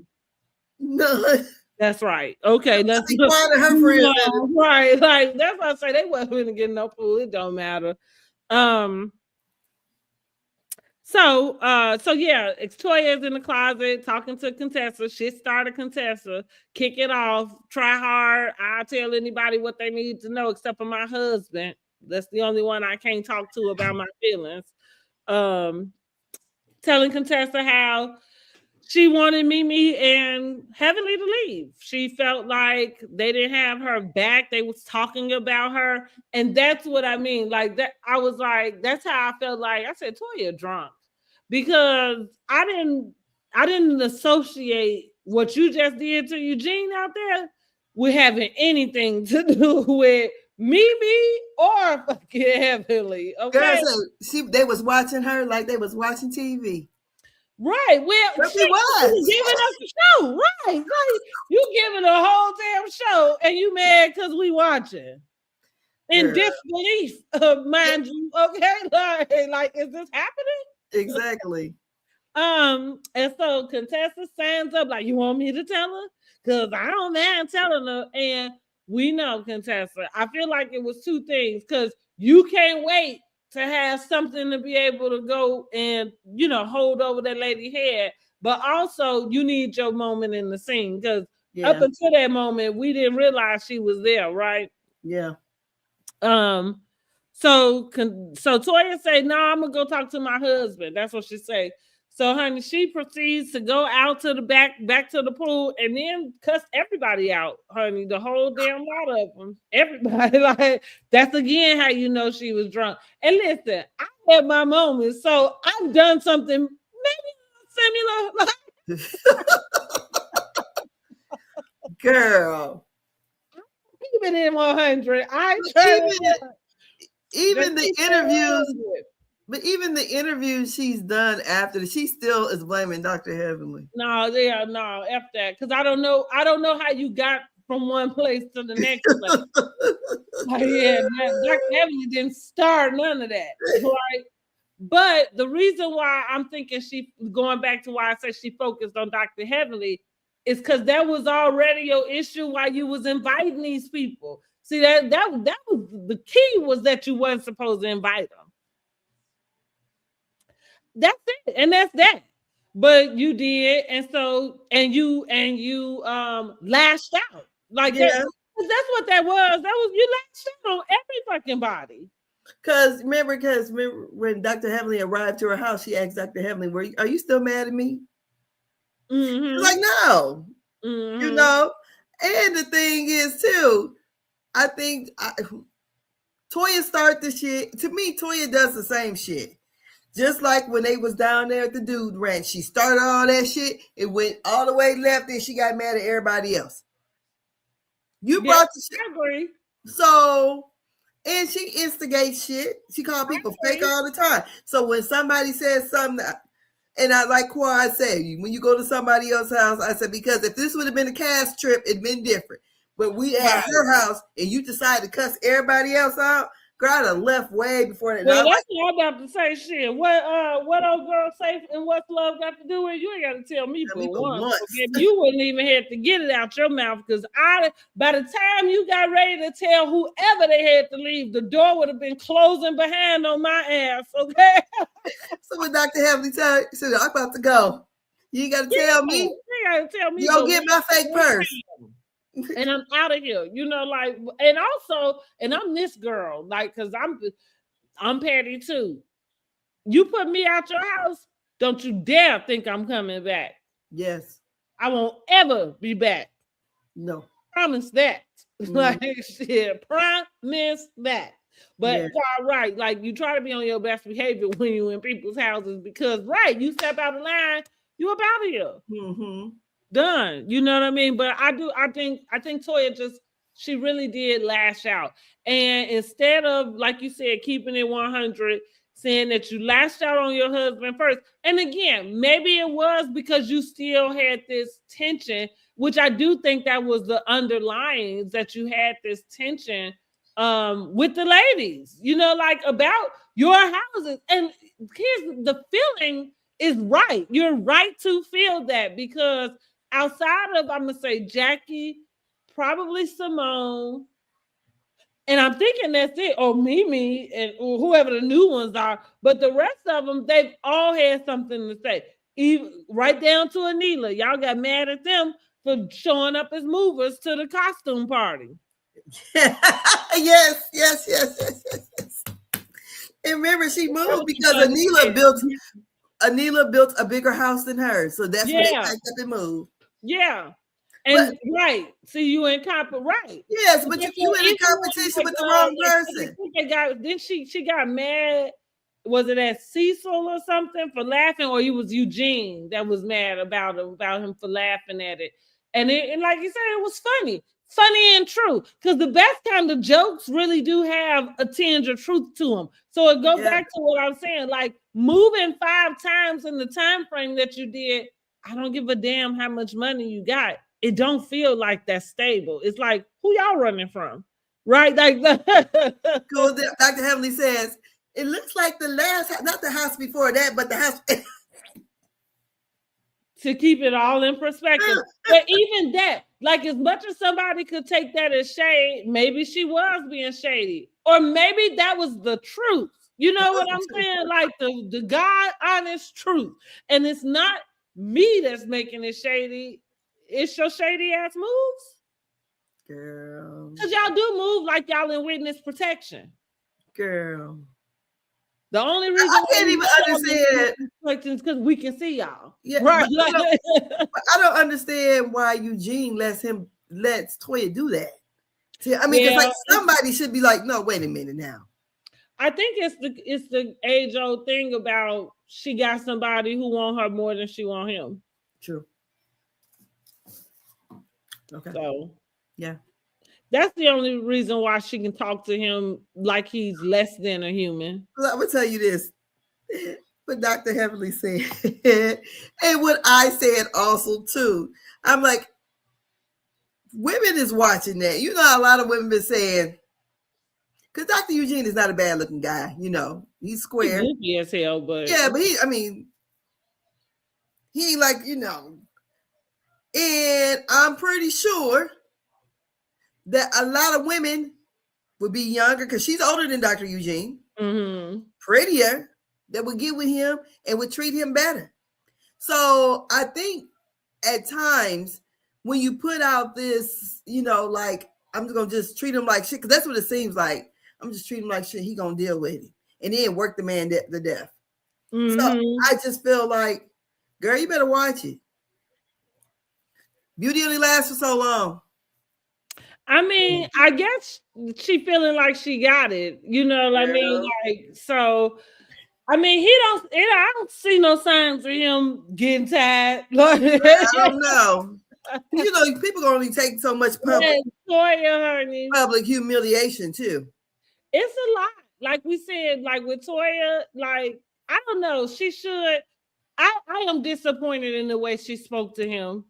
And like I said, even if, because like she was telling him, like she's feeling like that's their marriage. Their marriage works good. She's like, I felt like she started to blame Heavenly because she was talking about, I'm tired of everybody acting like, you know, our marriage is something different. I ain't seen no, outside of maybe Quad on the verge of their divorce talking to Gregory, you know what I mean? Like, I ain't seen none of them other women talk that way to their husbands at all. You know what I'm saying? And even in my real life, if I was with somebody who spoke that way to their husband, it would make me uncomfortable. Yeah. In real life. Like, I don't want to hear anybody talking to somebody degrading in that way. Like, excuse you? You know what I'm saying? He's doing a lot to make you comfortable, honey. Yeah, right, exactly. He's a good damn man. He was running around, like, not taking care of his business, doing some other shit, honey. I'd be like, dude, talk to the bum how you need to. You know what I'm saying? You see talking to him like he work at Taco Bell some damn where. Right. Yeah, and I was disappointed in that. I was disappointed that she couldn't stay focused and acknowledge that she twisted that around and made it something that Heavenly and Mimi did to attack her marriage. And so that's how she proceeded to go out and cuss everybody else out, telling them that they don't have her back in her marriage. And it was a whole bunch of other stuff I can't even remember because everybody was sitting there just looking, honey. Who could say anything? And then she came on back in, and then the women all coddled her. And yeah, I didn't like that either. I did not. And I like how Dr. Jackie kind of kept it real. Like, no. That's what I put in my notes. As a matter of fact, that's the very last note I have is Jackie called it right. Yes. I said, Toya is tired of being judged. This is what she says. Simone consoles her by saying people deflect. I didn't understand where that came from because she deflected. Toya did. Okay, right, yeah. Shit. It's deflecting. And then that's what I put. I'm confused because I'm not sure how this turned into Heavenly did something wrong. Listen, Heavenly not my favorite person in the book, but I just call it spade a spade. And Heavenly didn't do anything. Heavenly told you right when she said, when you talk to your husband the way you did, she said, don't talk to him. You shouldn't talk to him like that. I didn't see nothing wrong with that. No, you shouldn't. Mm-hmm. And like, again, I'm going to reiterate, especially in front of his peers. Yeah. The hell is wrong with you? Girl. You want somebody to respect him, but you can't show him no respect. Exactly. Girl. You know, I was disappointed in Toya.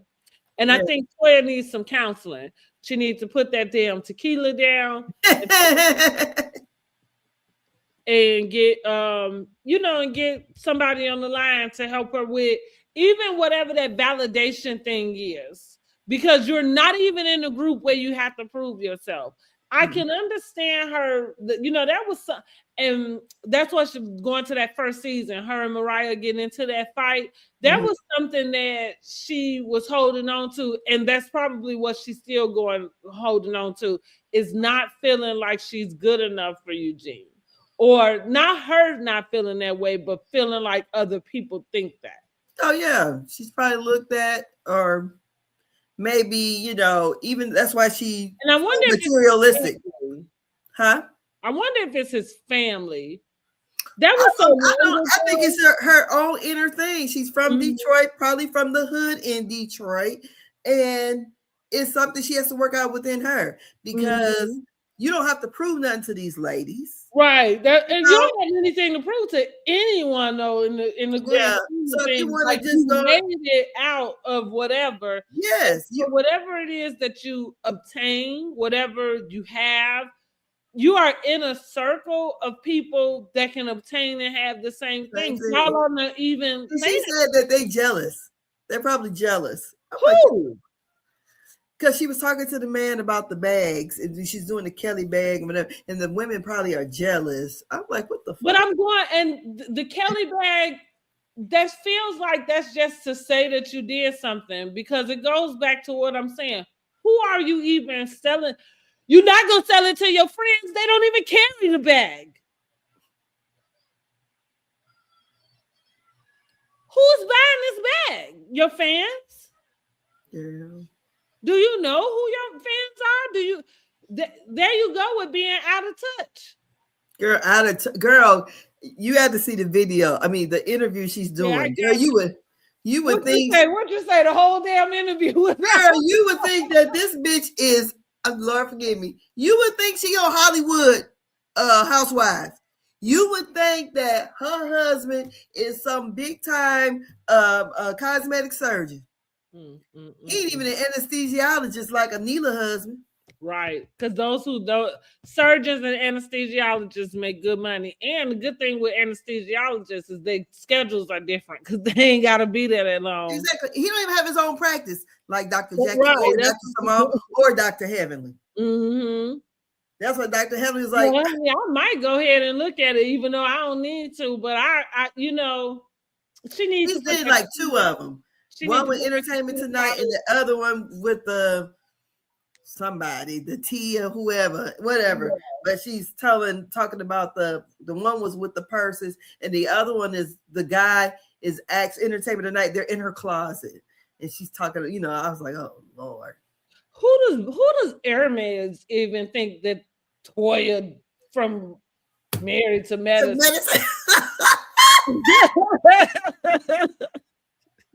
A Bravo celebrity. You don't got a Cardi B. Who is she influencing? That's my point. Like who is buying the bag? Like that, like who's buying the bag? Nobody I know anyway. Shit. So I don't even. Who can afford it? Yeah, right. That's and the ones who do don't choose to spend their money there. You know what I mean? Yeah.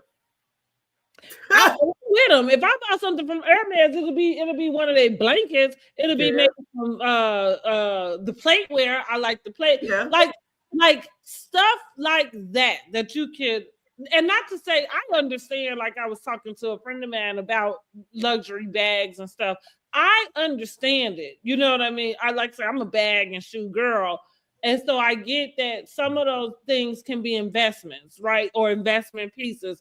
But the second part too is that like I'm saying, like how many of one thing do you need? You know, so if it's a Birkin, like, do you really need 10 Birkins? Like, I don't understand. I just better not hear about Toya and Eugene like Wendy and Happy Eddie. Now listen, now that you got a point with that. And it's safe to say that I think they might be all right. Because like even with their tax debt, that was kind of the most normal thing, which because and I took up for them during that time frame when everybody was kind of getting down on them, like, oh, you owe taxes. It's like, okay, they owe taxes. You know, the bad thing about taxes is whatever they say you owe, which you said you got another way, but I'm like, shit, it feel like whatever they say you owe, you just owe them. Like, I don't know. Well, true. I guess all these other doctors, they owe taxes too. They pay them. Like they didn't pay theirs. That's not so unnormal. You know they should have did like quarterly taxes. That's what they didn't do.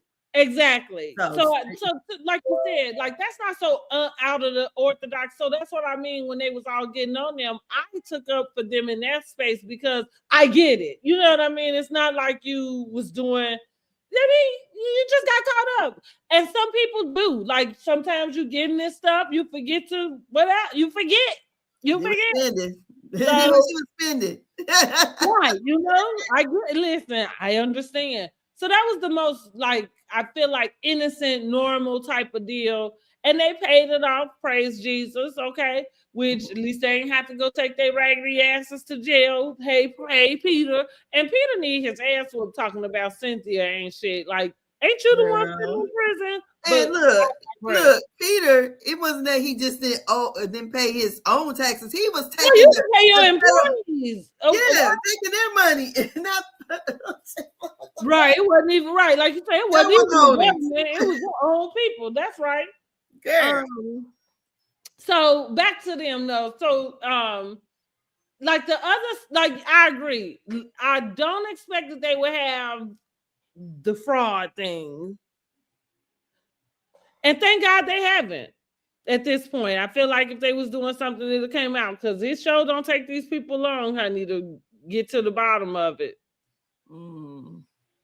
Once you start showing what you're spending and you know what I'm saying, what you're doing. But I didn't enjoy that for Toya. And I hate that. And I hate that we're gonna seem like the rest of this going back and forth between her and Heavenly. And also, let me say this. Let me give Heavenly these props because I thought, how weird is it that y'all still sitting in this closet having yet another conversation about Heavenly and what she had to say about anybody? Because that's the conversation Contessa gonna always be present for, right? Because she need for whoever to be on her side about it. Running it down on Heavenly. But here's the thing, I'm thinking, well, she ain't did nothing this season at all. Nothing while y'all keeping her relevant. Right. She has gonna stay on her ass the whole season. A friend of, and y'all still managed a way to pull her in it and talk and have the same very conversation y'all have about her every single season. She said Toya is gonna stay on her ass the whole season. Really? Yes. And she said, "You know me." She said, "But she gonna stay on my ass." Clearly, so she keeping me relevant. I thought that was interesting, right? Yeah. I'm like, y'all still found a way to pull Heavenly right back in this mix, even though she friend of, like she can, take a back seat. Y'all said, "Oh no, honey, let me come pull you to the carpet." Yes. What are you gonna rate the episode? Well, for my messy ass, I thought it was a pretty good episode. So I would say I would give it about an 8. I thought it was good. I enjoyed watching it. You I think know, I can go with about an 8. I really. And what did you rate Potomac? Potomac, let's see.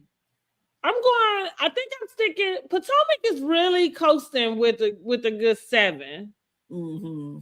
Yeah, they really coasted. I'm not really sure if it's gonna go anywhere from there because I don't even foresee it happening. Like I say, I'm done with Angel.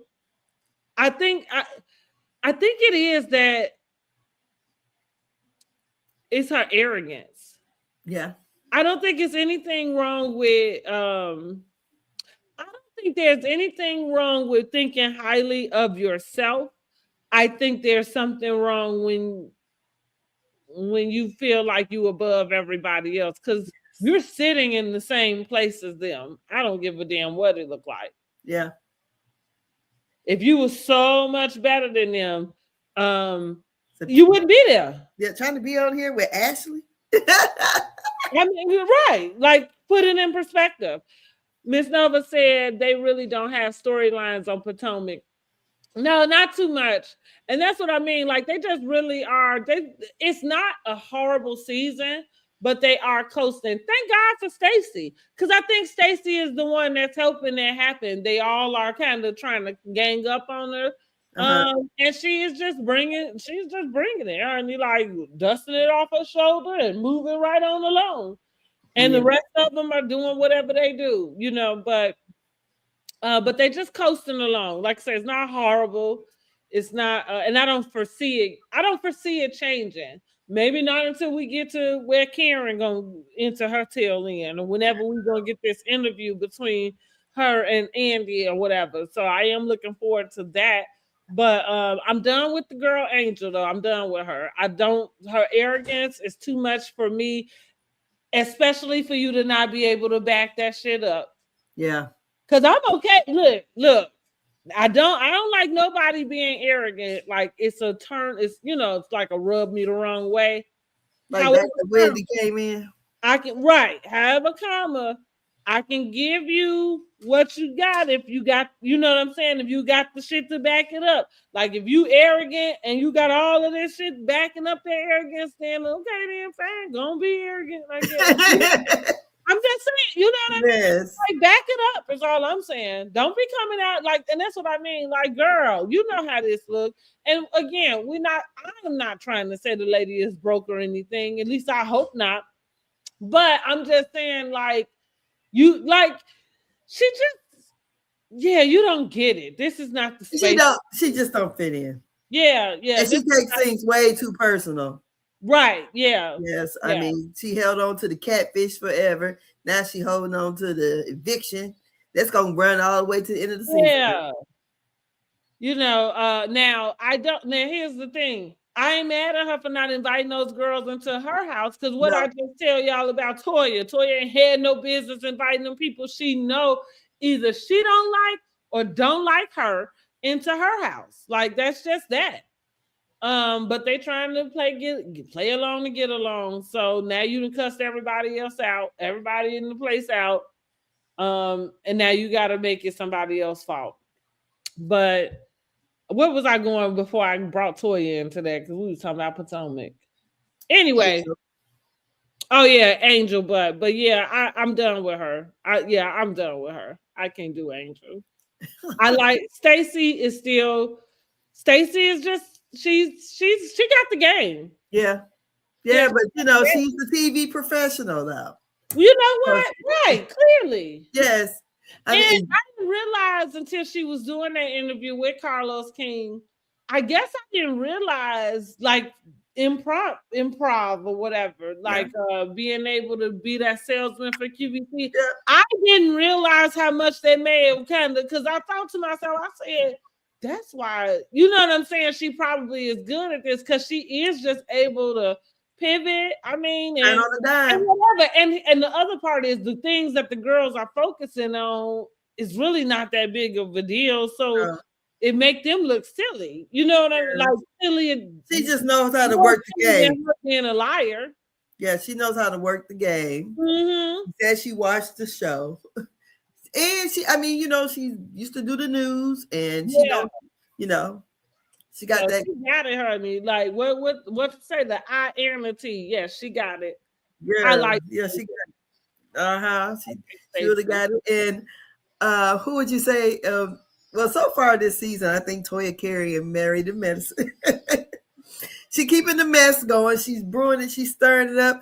And Dr. Heavenly said, yeah, she got to do all that shit because she got to make sure them checks come in. Listen, yes, and yes. Yep. But yeah. What I do want to say about Quad, I want to say this. I'm sick of Quad. I really don't want to see her on another season of Married to Medicine. I am not interested. I'm not interested in following her and King's fertility journey personally. You know, there's something we didn't really talk about her at all because you didn't even talk about her being in that closet. Oh, I did mention her being in that closet. Yeah, I mean, because she kind of faded to the black. I did talk about them going to get their ultrasound. Yeah, but right, but like he's in a mess. Interested in that. I think it's made very clear that you probably was a gold digger with Greg, because I find it very strange the lengths that you're going through to have this baby with somebody who you're not even married to. Mm-hmm. He doesn't even want to move into your home. And he seemed like he getting tired. Yeah. And you know what? I don't blame him. If I was a man, I wouldn't want to move in no woman's home anyways. We got to buy a home together. I'm not going to move in the home. You can lay there with everybody. I mean,